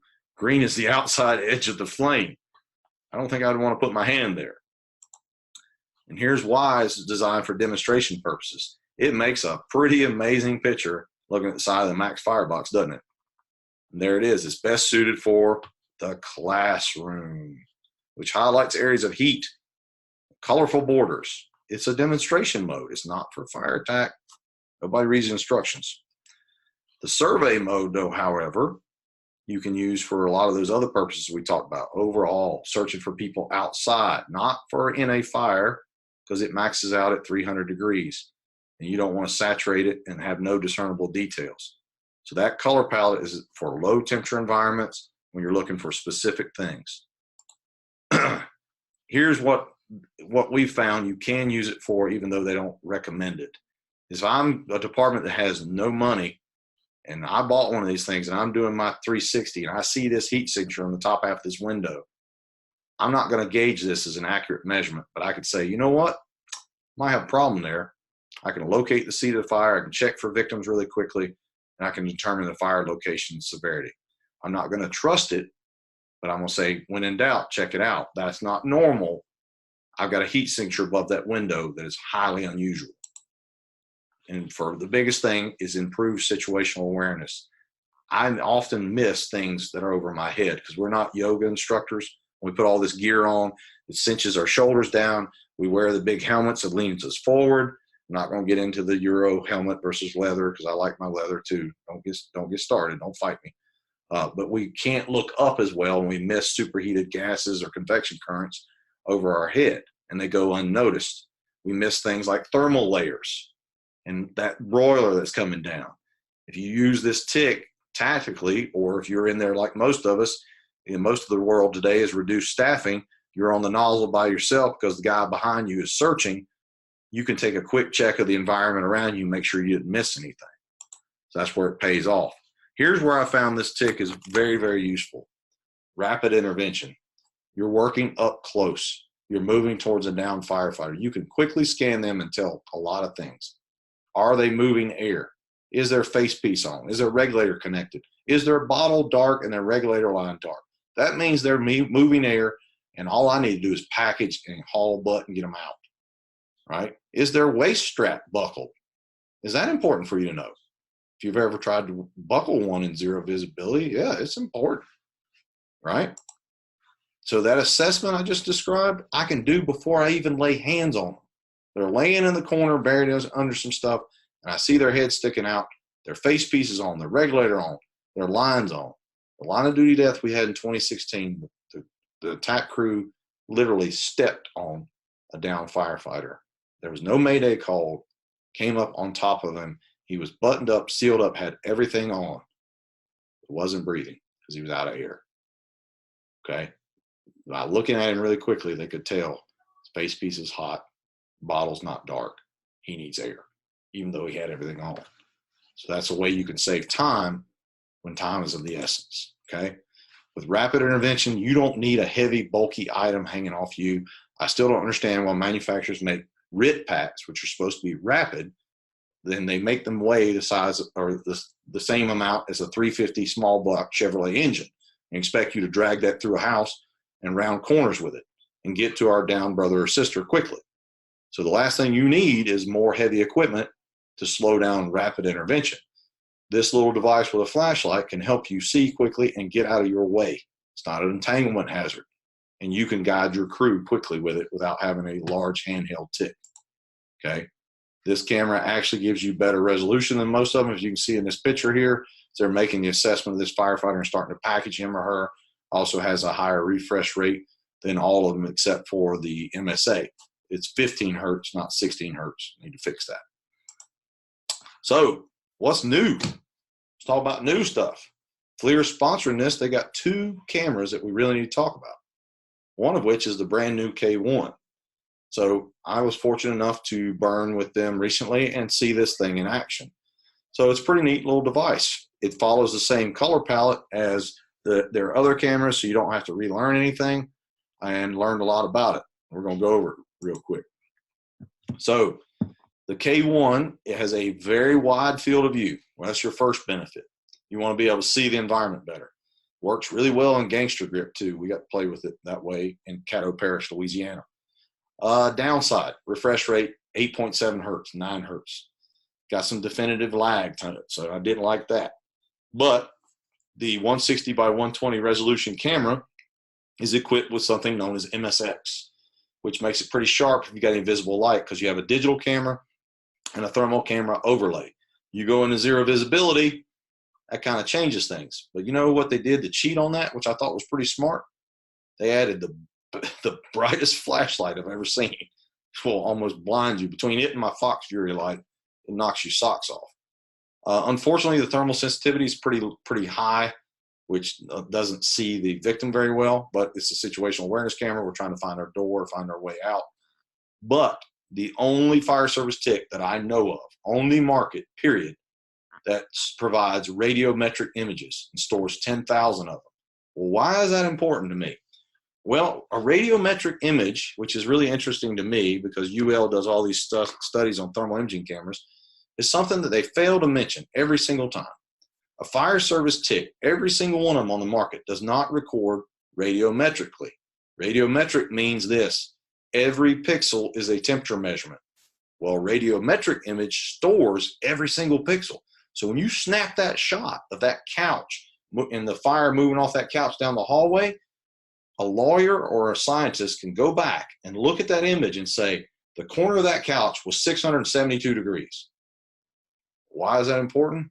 Because, hey, you left the house, there was no fire, you snapshotted it, and 3 a.m. a rekindle occurs in the opposite end of the house. You go back, you show them a radiometric image of what you took pictures of, and there was no heat in that environment. That fire had to start somewhere else. For investigation purposes, for court purposes, for anything you can think of, from a battalion chief to arson investigator to an inspector, this camera will be a must-have. I'm not saying it's my favorite when we're looking at fire attack, but it's pretty neat. Plus, it did something else that the K2 does. You can disable the high sensitivity mode, which allows you to stay in low sensitivity where the heat is, and you don't have that delay when it switches over.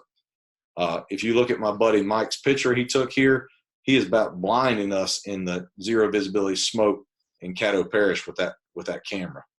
It's got a pretty bad light. You can disable or enable the high or low sensitivity like we talked about, and it's great for 360s, fire investigations, inspections. I haven't burned with it enough to give it the big thumbs up inside like I have the other ones, but that's a quick overview of something that you can't even order yet. So July 1 is when the orders start, I believe. It's going to be very comparable to the Seek Fire Pro in price, so you'll be able to get you one if you didn't have a camera. So how many of you have the K2? So I think some of you had mentioned that. This is the most popular, as I know of, most sold camera last year. A lot of them sold because they're very affordable. They are a situational awareness camera, though. As my buddy Sean, we're looking at the Max Firebox with the K2. Here's a red flag when you look at thermal imaging cameras. Anytime you see an image through a thermal imaging camera where you can read the letters on something that is not emitting heat, per se, it has a digital camera built into it. Well, that's important because when you go into a fire without visible light, the digital camera goes away. So when we look at the K2 in comparison to the K55, the K2 looks like it's a better picture outside, but when it goes into the fire, it's a different story. So what you need to understand about a situational awareness TIC is it's designed to get you out of trouble, not for the other stuff that we advertise like 360s, size up, stream placement, making entry and search.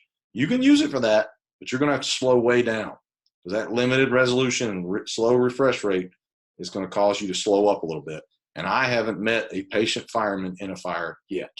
When they have to slow down, they don't like it. But here's the benefits. It has a 35 by 47 field of view. That's 35 vertically, 47 horizontally. That's wider than anything else on the market. It has a bigger screen. It has the standard TI basic application mode. If you download FLIR tools, you can go in and play with it, disable high sensitivity and make it stay in low and stop the lag when it switches from high and low sensitivity. You can't change the refresh rate or the thermal sensitivity, but you can overcome a lot of the obstacles. Like I said, it's got the widest field of view on the market. You gain 17 more degrees when you flip that thing sideways. So that's why we teach it, which is known as the gangster grip. So going down a hallway gives you the floor and ceiling in one shot. Where's the victim? 4 foot and down. Where's the threat? Above my head. I see them both in one shot. I went from a 6-sided scan to 3 moves. I don't know about you, but I like efficient and effective. Look at the detail in the firefighter's air pack here. So I gave you that. Here's you a picture of the fire itself. This is looking from the outside in, so it's using visible light. How do I know that? Because look at the detail in the chair and the TV. So it's using the MSX feature to enhance that image, which is what you want. Helps you out. You see the same color palette as the standard FLIR camera. You're looking at 300 to 500 is yellow, orange 600 to 800, red is 800 to 1200 degrees. We don't want to see yellow or moving gray convection currents. We want to fix that. We don't want to wait, okay? So here's why you need to pay attention to resolution. Look at this picture here. This is a K53 versus a K2 right after we extinguish the fire. My instructor on the right is 15 feet away. On the K2, what do you not see? Which one do you want to search with? Okay, $1,000, $5,000. There's a reason one of them's more expensive, not because they're trying to price gouge you. The one's designed to get you out. The one's designed to do a lot more with. It's the difference between situational awareness and decision-making cameras. Watch this short video. Yeah, start walking towards Terrence. K2's on the right.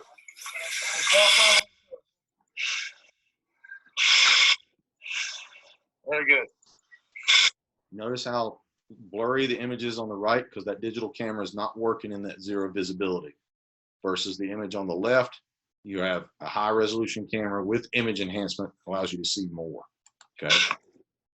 So the K2, like I told you, pretty sharp image for the money.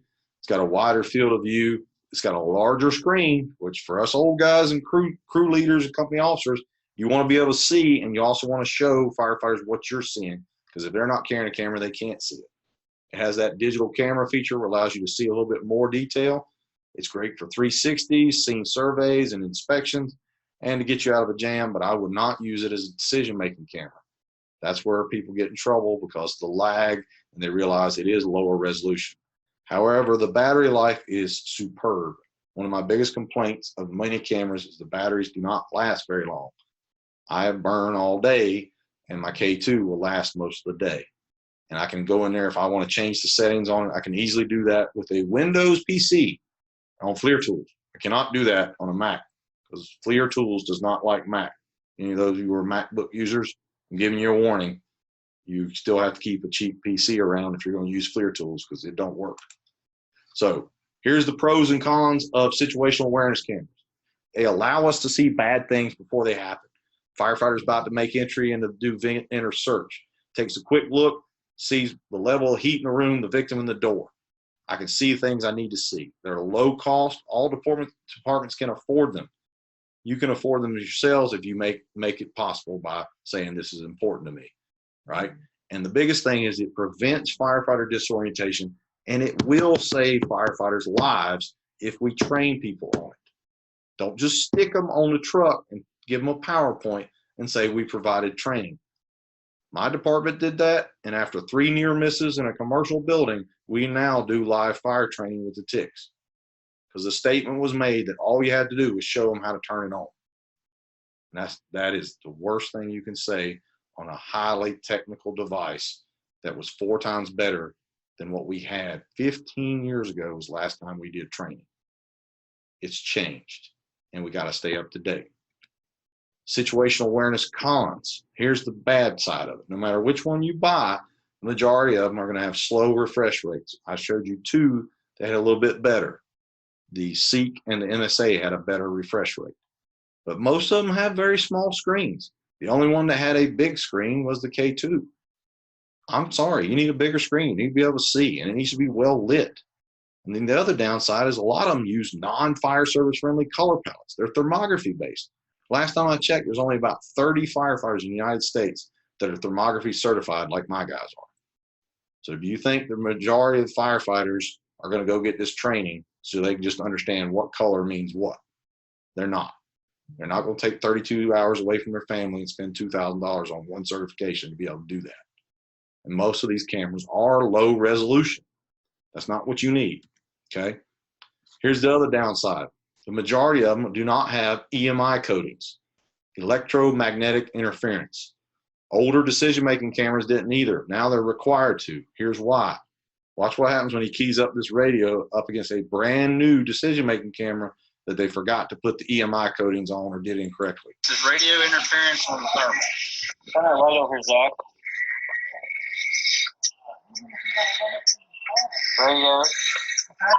Radio keyed up.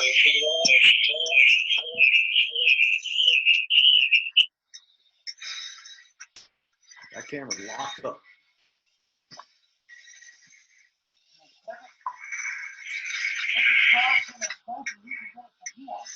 It's completely locked up. This is radio interference. The camera completely locked up. That's why you want it to have radio frequency interference protection, which is known as EMI coatings, electromagnetic interference. Okay. So if you don't know, try it out and see. Put it next to it and key it up, see what happens. So after all this stuff that we've been talking about, you need to understand whether you buy a decision-making camera or situational awareness camera, no matter how cool the picture looks, you need to know what it means. Is it high resolution? Does your camera produce the same image as your neighboring department's camera or the other one that's a different brand on the other truck that responds with you? Is it a usable color palette?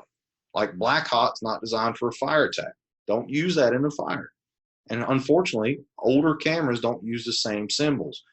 Emma's learning how to read maps in school. When I read a map, I have a legend or a key. You have a key. If you read the instructions that tell you, when you look at this picture, that number in the bottom right-hand corner is known as the spot temperature.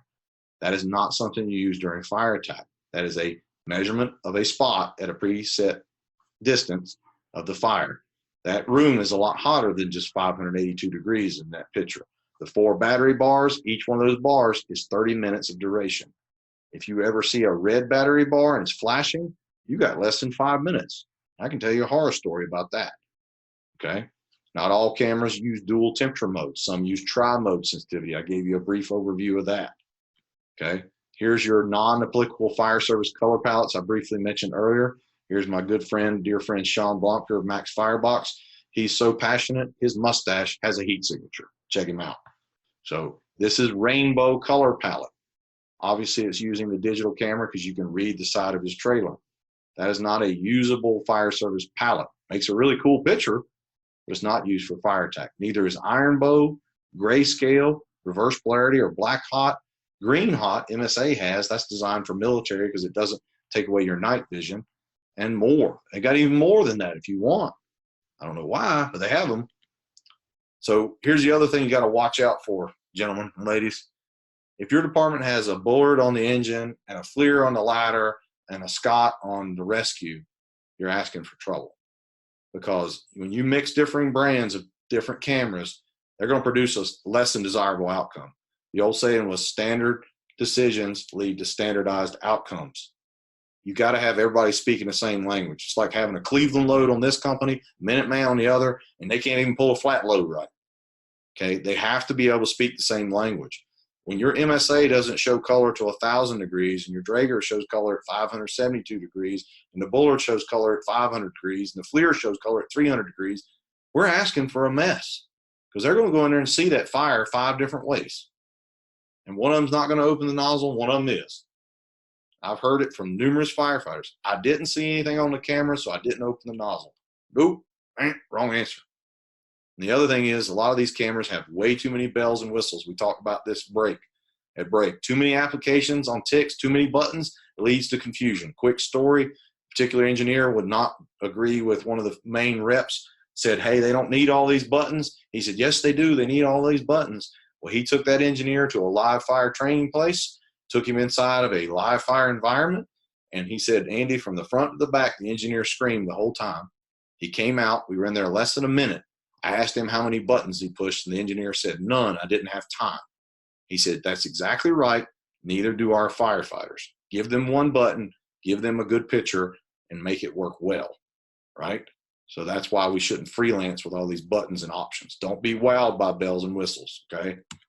So when you're looking at decision-making cameras, you want to follow NFP 1801, and here's why. If you spend the $40 and read this thing, or I'll send you the Cliff Notes if you don't want to read it, it'll show you some really cool things that'll save you money on your training.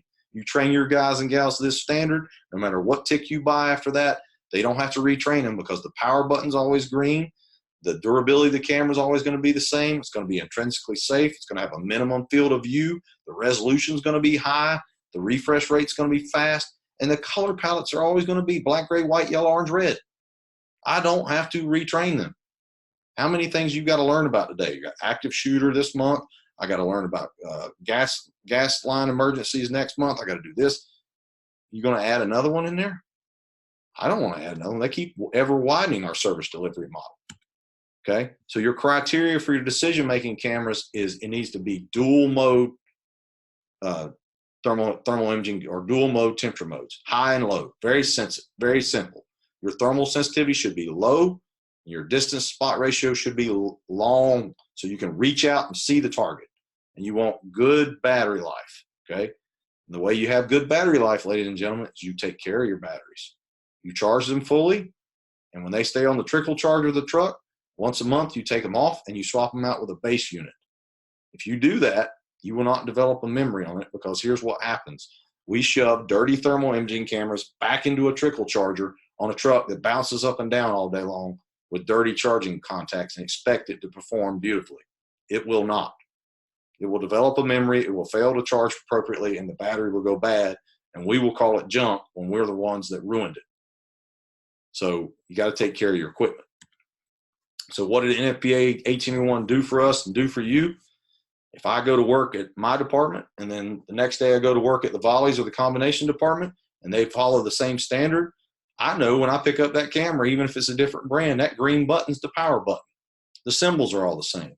It's going to be durable. It's going to take a certain amount of drop. It's going to be able to go in water. It's going to be able to be dust intrusion safe. It's not going to be ignition source. It's going to be a good image quality and more. That's what 40 bucks will get you if you read it and understand it. Remember when you said, how can we fix it? You know, that we as the consumer can't fix it. No, we can. And the way we fix it is we quit being apathetic and say, you know what? You ain't selling me that. You want to fix this? You learn this stuff, you will put, I promise you, 2 manufacturers right now will be out of business in 5 years. They will not sell a thermal imaging camera again. Because right now they're selling cameras. They're not selling life-saving devices. The rest of them are doing pretty good because they care. But there's 2 of them, I'll tell you later over a cup of coffee, that ain't doing that. And when you guys stand up and say, you're not selling me that, that's not for my family, that's not for the citizens, it's not good enough, guess what? They won't sell cameras anymore. So ergonomics, if it ain't easy to carry and easy to use, do you think they're going to use it? Nope. So make sure that whatever you buy, they like the way it feels. That may sound kind of simple, but if I don't like the way a particular shirt or jacket fits me, it's going to sit in my closet. I'm not going to wear it. If that TIC is hard to carry, it's heavy, like the Draeger UCF 9000. Love that camera, good camera, but it's the size of Thor's hammer. So is the MSA 6000. Let's make it big, bulky, and heavy. That's a great idea. No, let's not do that. Is the screen size big enough for you to see it? Can the button be operated with a gloved hand? Those are things that are forgotten.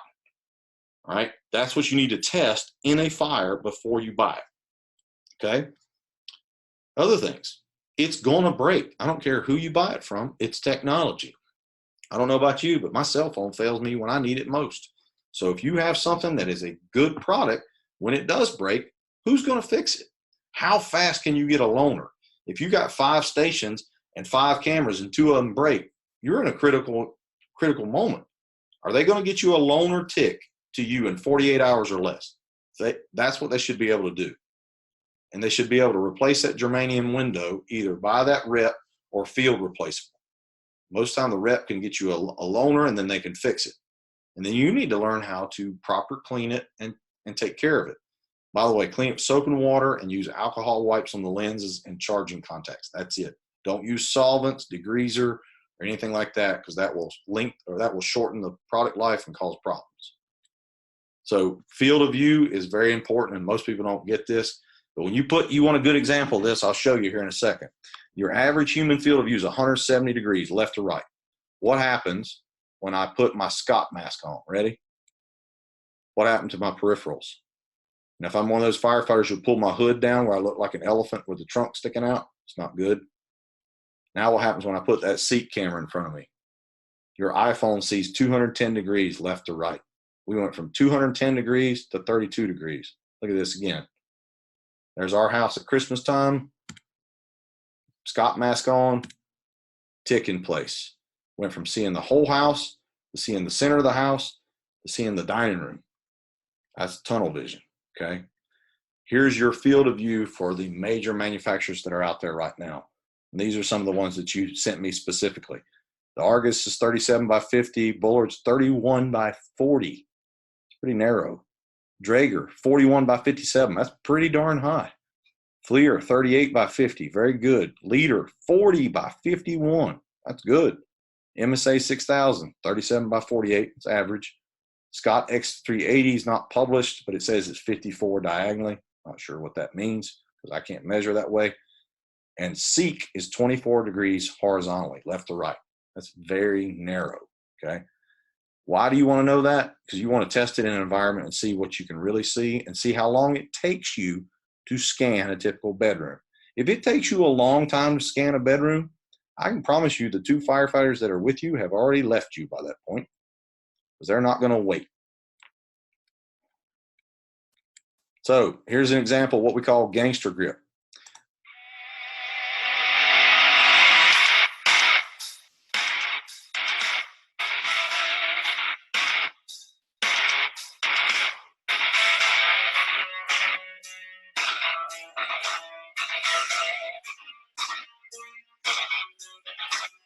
Now they can see 20 degrees greater looking at that door. That doesn't seem like a big deal, but watch what happens here in a minute.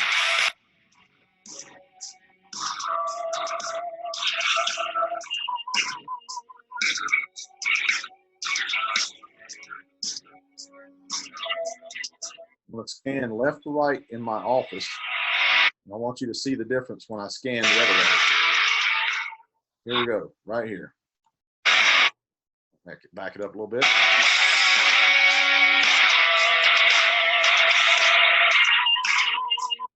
Messed it up, sorry. Scan it good. Left to right. Scan it good, come back.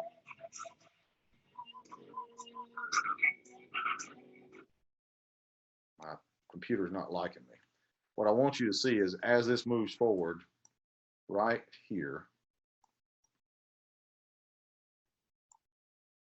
is my daughter sitting in the door as I go from standard grip right here.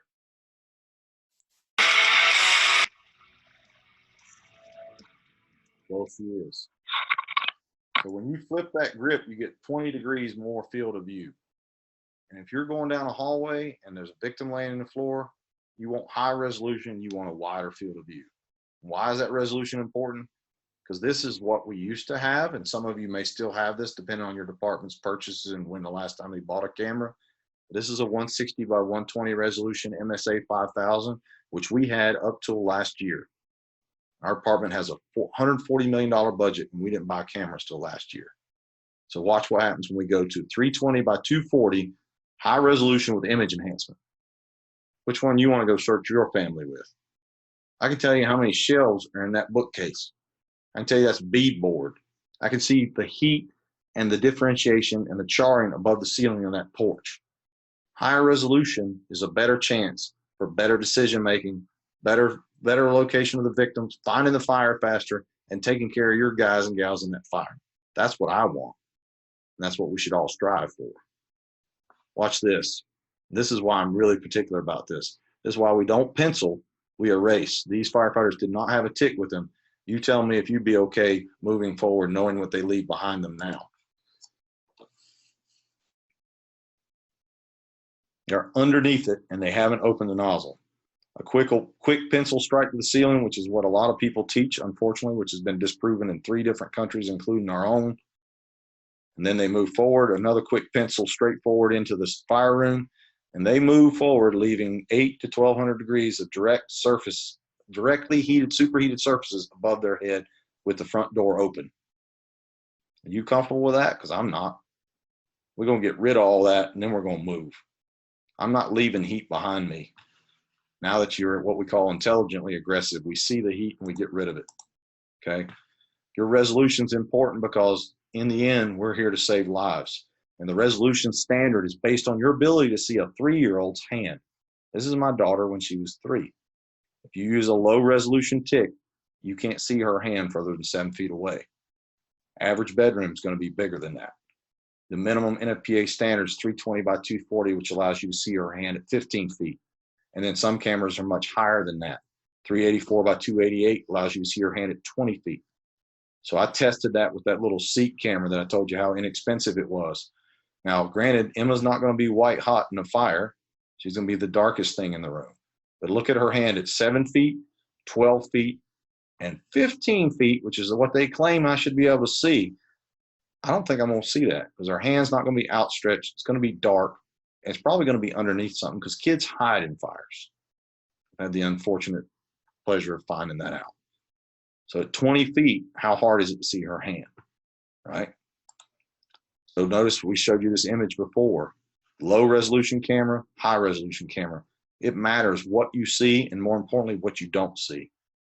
Don't go cheap when it comes to decision making, okay? Your NFPA 1801 standard I told you about, it costs us $40 to read and understand, says that your camera should have at least 25 hertz, 25 frames per second, both in the detector and the display, because they'll shortchange you if you're not paying attention. They'll have a good detector and a crappy display. Don't do that, because your eye can see. This is the beauty of what the good Lord can do. The human eye can see 1,000 frames per second. Do you know that? 1,000 frames per second. Cameras can't even do that. Yeah, but when you look at a camera itself, you can rarely notice the difference above 30 frames per second. But you need 30 frames per second not to have lag. Okay, lag is something those of us who had slow dial-up remember lag. You don't want lag when you're looking for a victim or trying to find your way out. Okay, I told you a little bit about temperature modes earlier, but this is a quick overview, so you definitely hammer it home. Look in the upper left-hand corner and see that green triangle. That means you're in low sensitivity mode. All your newer cameras have to follow that. If not, you're not buying the right camera. That's not a fire service grade camera. So there's dual mode and tri mode. We looked over that. But this is the difference. When we look at the individual cameras, some cameras lag when they go from high to low sensitivity. Watch the camera freeze briefly when it sees the heat. Boom. Then the color engages. That's a small lag compared to the K2. Then you look at the one I showed you earlier with the X380. You got a lot of heat on the left and a lot of heat on the right. But which image is worse? It's the one that's in low sense mode and less discernible detail at 4 foot and down. That comes from knowing your camera. This is one we just recently did. Watch the camera change modes. It freezes for a second, and then boom, color engages. Is there a big difference between this right there, which you think, oh, that's gray, and that? You darn shooting, darn tooting, there it is. And this is a Bullard. For those of you who are using the Bullard camera, notice the difference when we look up at the heat and look down at the floor. You'll notice the boards on the floor become really clear. Watch.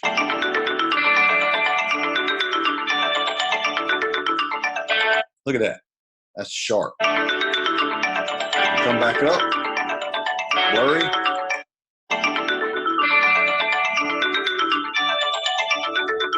That's high sensitivity mode. Triangle's gone. When it goes up, it becomes low. So that's your difference. And then some cameras, they ain't quite figured out all of it, but I like this camera, but the search mode, when it goes from high to low sensitivity, watch what it does. Seizure. Ready? Pointed at the heat. Bang, bang. And that makes my eyes hurt. And I'm trying to look for something in the fire and it's constantly flashing at me like a photo bomb going off. Okay. Here's your Bullard high sensitivity example. When I told you got to watch when cameras switch to low, watch my good buddy Sean when it switches to low sensitivity. Where'd he go? Eye doctor. Better, worse. Better, worse. Can't see him. Looks like a pile of clothes on the floor. The thermal sensitivity is not low enough. Okay, look at the difference between the two pictures. You're looking for a victim or a downed firefighter, it matters. Okay, look at the FLIR in high sensitivity, see the detail on their helmet, and the low sensitivity. You can see my buddy Jimmy behind the flames and the door behind him because of the image enhancement. That's a big deal to be able to see that well in that crappy of an environment that we had diesel fuel smoke burning in one room outside of it and a crib fire in this at Gaston College. That's hot. Here's your Draeger in high and low sensitivity. Some of you said you use it. The thing I don't like about their color palette is in high sensitivity, they show a little bit of red at 270 degrees, and they also show red at 1500 degrees. So which red is it? This one or this one? Hot is hot. Not necessarily. One is I'm cooking in an oven. The other one I'm melting steel. That's a big difference in knowing how hot it is. So when we talked about these earlier, so we don't need to cover over that again, but here's what I want you to see why you don't want to have all those bells and whistles. Watch this camera go through search, iron bow, and inverse or black hot, and watch the image change. Inverse, cold mode, iron bow, fire. Watch it again. Search, inverse, cold mode, iron bow. All of them look different, but it's the exact same image. That can cause a lot of confusion. Okay, I told you about grayscale earlier. This is a grayscale shot in a SEEK. Can you tell me which part of that little palette fire is the hottest? Because some of these cameras use 246 shades of gray. I can't go past 10. Even with the ladies being able to see 30 shades of gray, they can't tell you which shade of gray is worse than that. You don't have time for that, okay? Here's your Bullard LDX in a flashover container. Tell me if you want to wait till you see color with this one. You'll see them leave, and I want you to watch what's occurring over their head.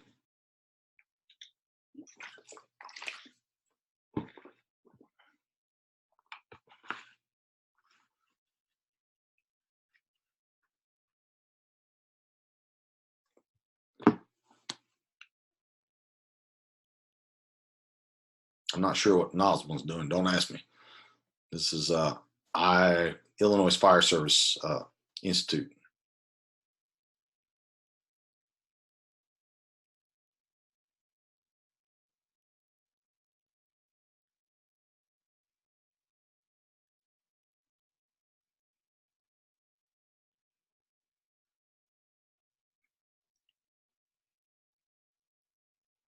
So when you start to see that moving gray stuff over their head, what's happening? That's rollover in grayscale. Right there, right there, right there. It keeps flashing. Watch the yellow start to show up. That's 500 degrees. And then boom. I can't respond that fast. It's too late at that point.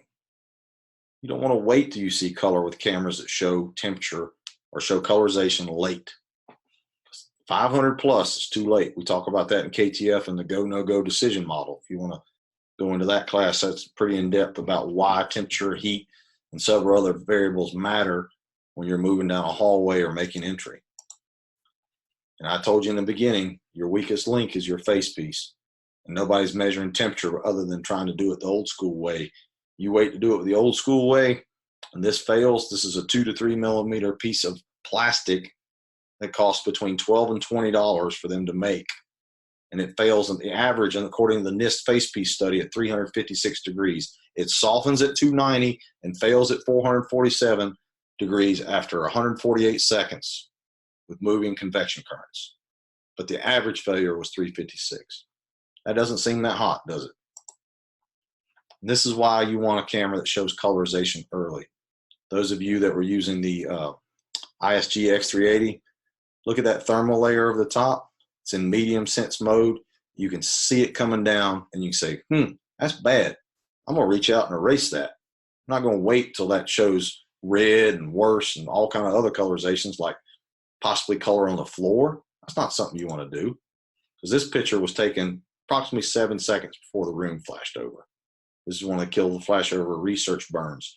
Notice it has the NFPA definition of flashover. We found 15 different definitions so far of flashover. They can't even agree on it in the textbooks.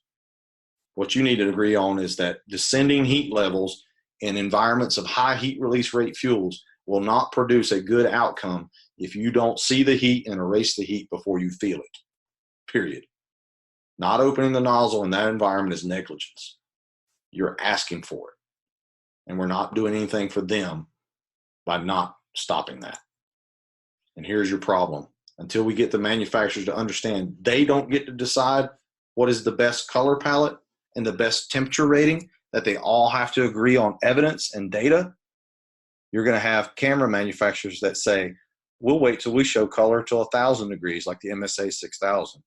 Or Draeger, we'll wait to show color till 570 degrees, because that's what they believe is right.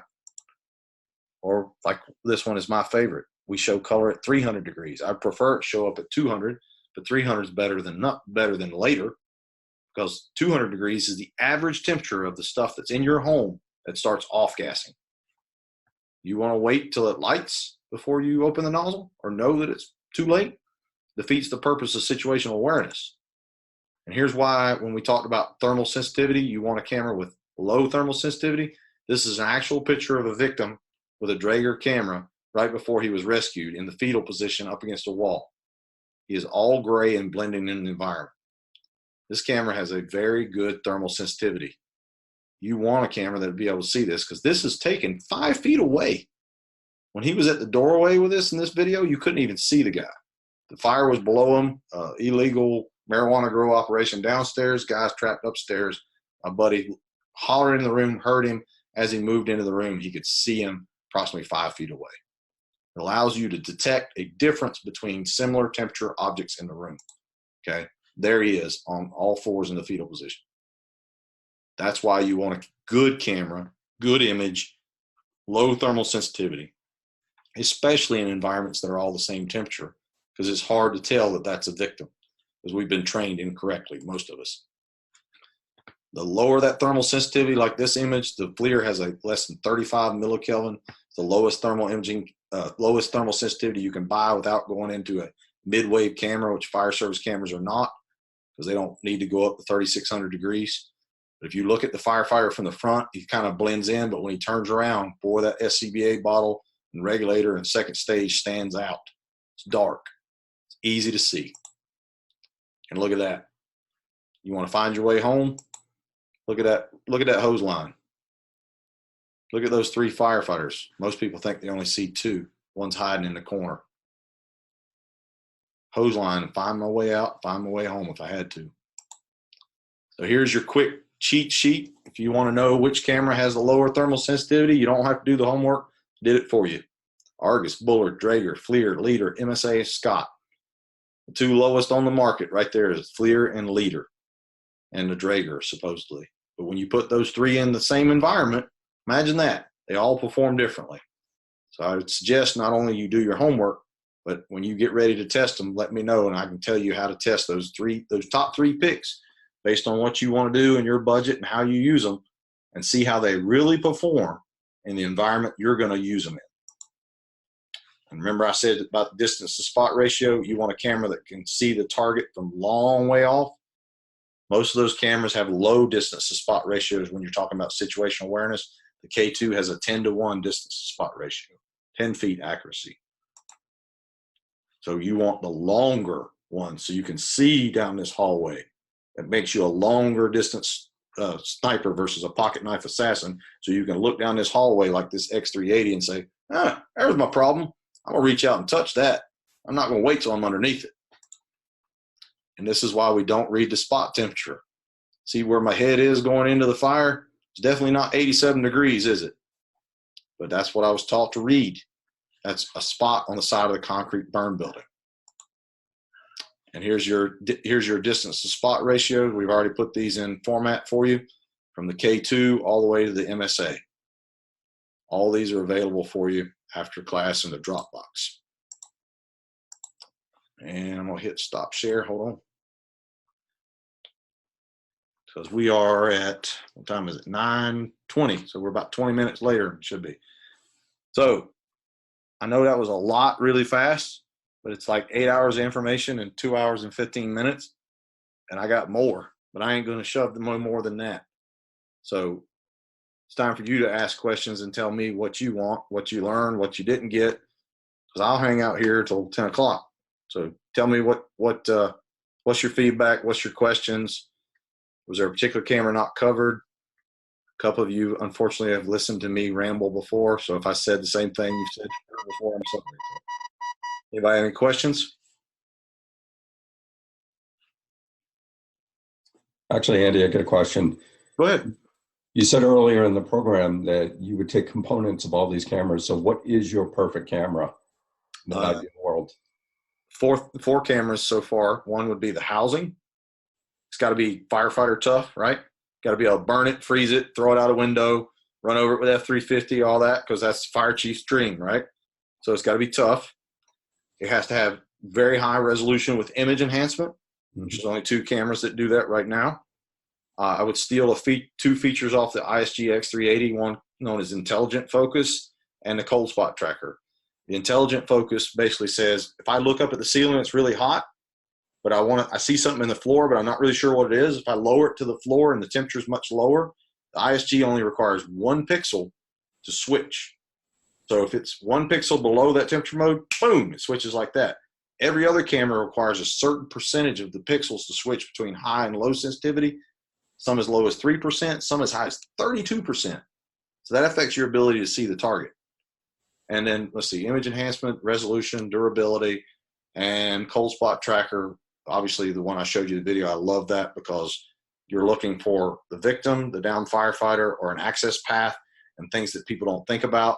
I'm inside of a house fire and I turn on cold spot tracker. It's a rickety old house. It finds a hole in the floor. Mhm. I fell through a floor before, pretty sensitive to that. So I would put all that together, and then I'd add something that they currently don't have, laser gas detection, because they have that in industry. If I go up and I look into a hallway and I see nothing, no smoke, no fire, I don't see anything heat, that detector goes off and says that's 1,100 parts per million carbon monoxide and 800 parts per million hydrogen cyanide. I'm not going in there without putting my face piece on. Yep. But I can't see that, neither can a TIC. I'd put the things that I can't see in my hand, and then I'd integrate it where it pops up in your mask when your camera's down. But that's just me. Thanks. No problem. What else you got? Let me ask you And this. Go ahead, Scott. how do we get people to stop looking at budgets and accepting, you know exactly where I'm going with this, accepting a situational awareness camera instead of a decision-making camera, because budgets and councils are willing to say we can do $1,000, we can't do $10,000. I think you have to present a well-orchestrated plan and say, all right, currently we have nothing. For example, say you had no thermal imaging cameras, and you have to be smart about it and say, all right, I'm going to play chess with this organization because they're not going to let me buy this $5,000 camera for every rig, but that's what I want. So I would say, all right, good succession planning. I'm going to start with the K2 and I'm going to put one on every rig. It's $1,000, right? Yep. But my end goal is this one. So when the budget comes up 2 years later and I get this one or the improved version, the K2 now goes on the firefighter's air pack. And then this goes to the front. So whatever you buy, I would look at it from a strategy of this is only going to be good 3 to 5 years, if that. Because it really is out of date by the time we get it. But most departments are holding on to them way too long. Mhm. But everything else has standards on it. They're rotating out. Fire trucks every 10 years. Gear has to be replaced every 10 years. Heck, people don't keep our cell phone longer than a year. I barely got the payments done on my iPhone. It just broke. I mean, so why are we not putting this and saying, okay, this is now a line item for every time we buy a fire truck. So every 5 or 10 years, when the fire truck comes in, it has air packs, tools, and a TIC. Because mandatory in my mind is if I'm the company officer and I come off with PPE on, this is clipped to me in some way, shape, or form. Because your job as a company officer is to watch over them and look for the things that can hurt them. And you can't do that if you can't see these things. So that's just my thoughts on it. But getting them to understand it comes with a couple of different things. Somebody who's real savvy with talking and presentations, and the other one's called litigation and tragedy. And that's it. I don't know of any other way unless you know. Well, I'm going to thank you very much for taking the time and sharing this information. 30 years in the fire service, and I think 3-4 sessions I've sat and listened to you on this stuff. I know a lot more about TICs than I ever dreamed I would ever know about them. And anybody that's buying a TIC needs to know what they're doing. Most people are listening to the supplier, the salesman. Yeah, and you're right about listening to salesmen. This is where I went to school, infrared training centers. If you can't afford to take their certification, you can go online and take their classes for anywhere between $30 and $100. Okay, but you got to look at it from they're teaching you stuff about roof inspections, building inspections, electrical inspection. You're like, why do I need to learn this? Well, because in building inspection class, I learned that they don't insulate scuttle holes or attic stairs. So I'm pushing down a hallway. How many times you ever heard, we need an attic ladder inside? I don't. There it is right there. Because it's dark or light depending on what's above it. You go get the attic ladder, I'm going to attic. Bring me your nozzle. I'm not giving you my nozzle. You know, so steal their ideas and their knowledge because this is what's missing. Learn building construction from a contractor. Learn the people who do it for a living. We're too scared to ask somebody who knows more than us. That's what I want to do. I want to go learn from smart people and pray it rubs off, right? So that's what I would do. You're bang on, and you're one of the few, I shouldn't say few because I know there's a lot of people that are following the stuff that you're teaching, and there's people out there, but there's a lot of firefighters that, you know what, they're looking if they can achieve the minimum standard, they're happy. But if you're aiming for the minimum standard, you're never going to get there, and you're not going to be a safe firefighter, and you're setting yourself up for failure. She deserves better than a minimum standard, buddy. Absolutely. Deserves Bang better, on. but she got me, so I got to do better. She don't. Thank you very much for your time, because I've learned an incredible amount, and I'm going to keep listening, and hopefully I'm going to get to meet you face to face one day soon. I appreciate you, Chief. Thank you for putting up with me. And not putting up with you. You're putting up with me trying to learn from you. I don't know about that. Yeah, my dad's on. You can listen to him. That's what got me started. I've been chasing him since I was 8. Hey, you got a good person that you've used as a mentor and springboarded off of. Awesome. Thank you. And thank your dad too. Anybody else got any questions or stuff you want to share? Yay, nay? Is it worth your time? Uh-oh, got a correction I got to make on one of my things. So anybody that you know that didn't make this one, we're going to do it again in June through FLIR as well. They're going to have the larger amount of students, because I can only host 50 on the Zoom account that I have. I think Jason told me they got 200 registered, but it can go up to 1,000. So just let them know. I'll put it on all the pages. And this is recorded. Give me a couple days to edit it, because I'll be on shift tomorrow. So I doubt I get any free time tomorrow. So we'll edit it and upload it to Dropbox. If you'll send me an email, you can have access to it. And there's a lot more stuff on there. You can go as deep in the weeds as you want. So just remember this. I got one piece of the puzzle, okay? And if you're putting together a puzzle with your kids, one piece doesn't make the whole picture. Go get information from everybody, okay? Not just from me. Go get it from as many sources as you can get, and then put together your picture. Because if you just get it from one place, you're really limited in it. So don't just take what I say. Go read, go get as much as you can, okay? Because I'm not the gospel. There's only one gospel, and it ain't me, all right? So I hope and pray you have a good night and keep up the good work with your families and everything else. And if I can do anything for you, my contact information, just you all have it. Just shoot me an email. If not, any one of these guys will get it to you. And we're on Facebook, Twitter, Instagram, all those crazy places. Post something at least once a day. Unfortunately, my screen time report says that I've been on this phone 6.5 hours today. That's got a problem. This is an addiction. It needs to go away. That's why they get paid money for that. The social media people get paid for that. I don't want it. So thank you so much. I really appreciate you.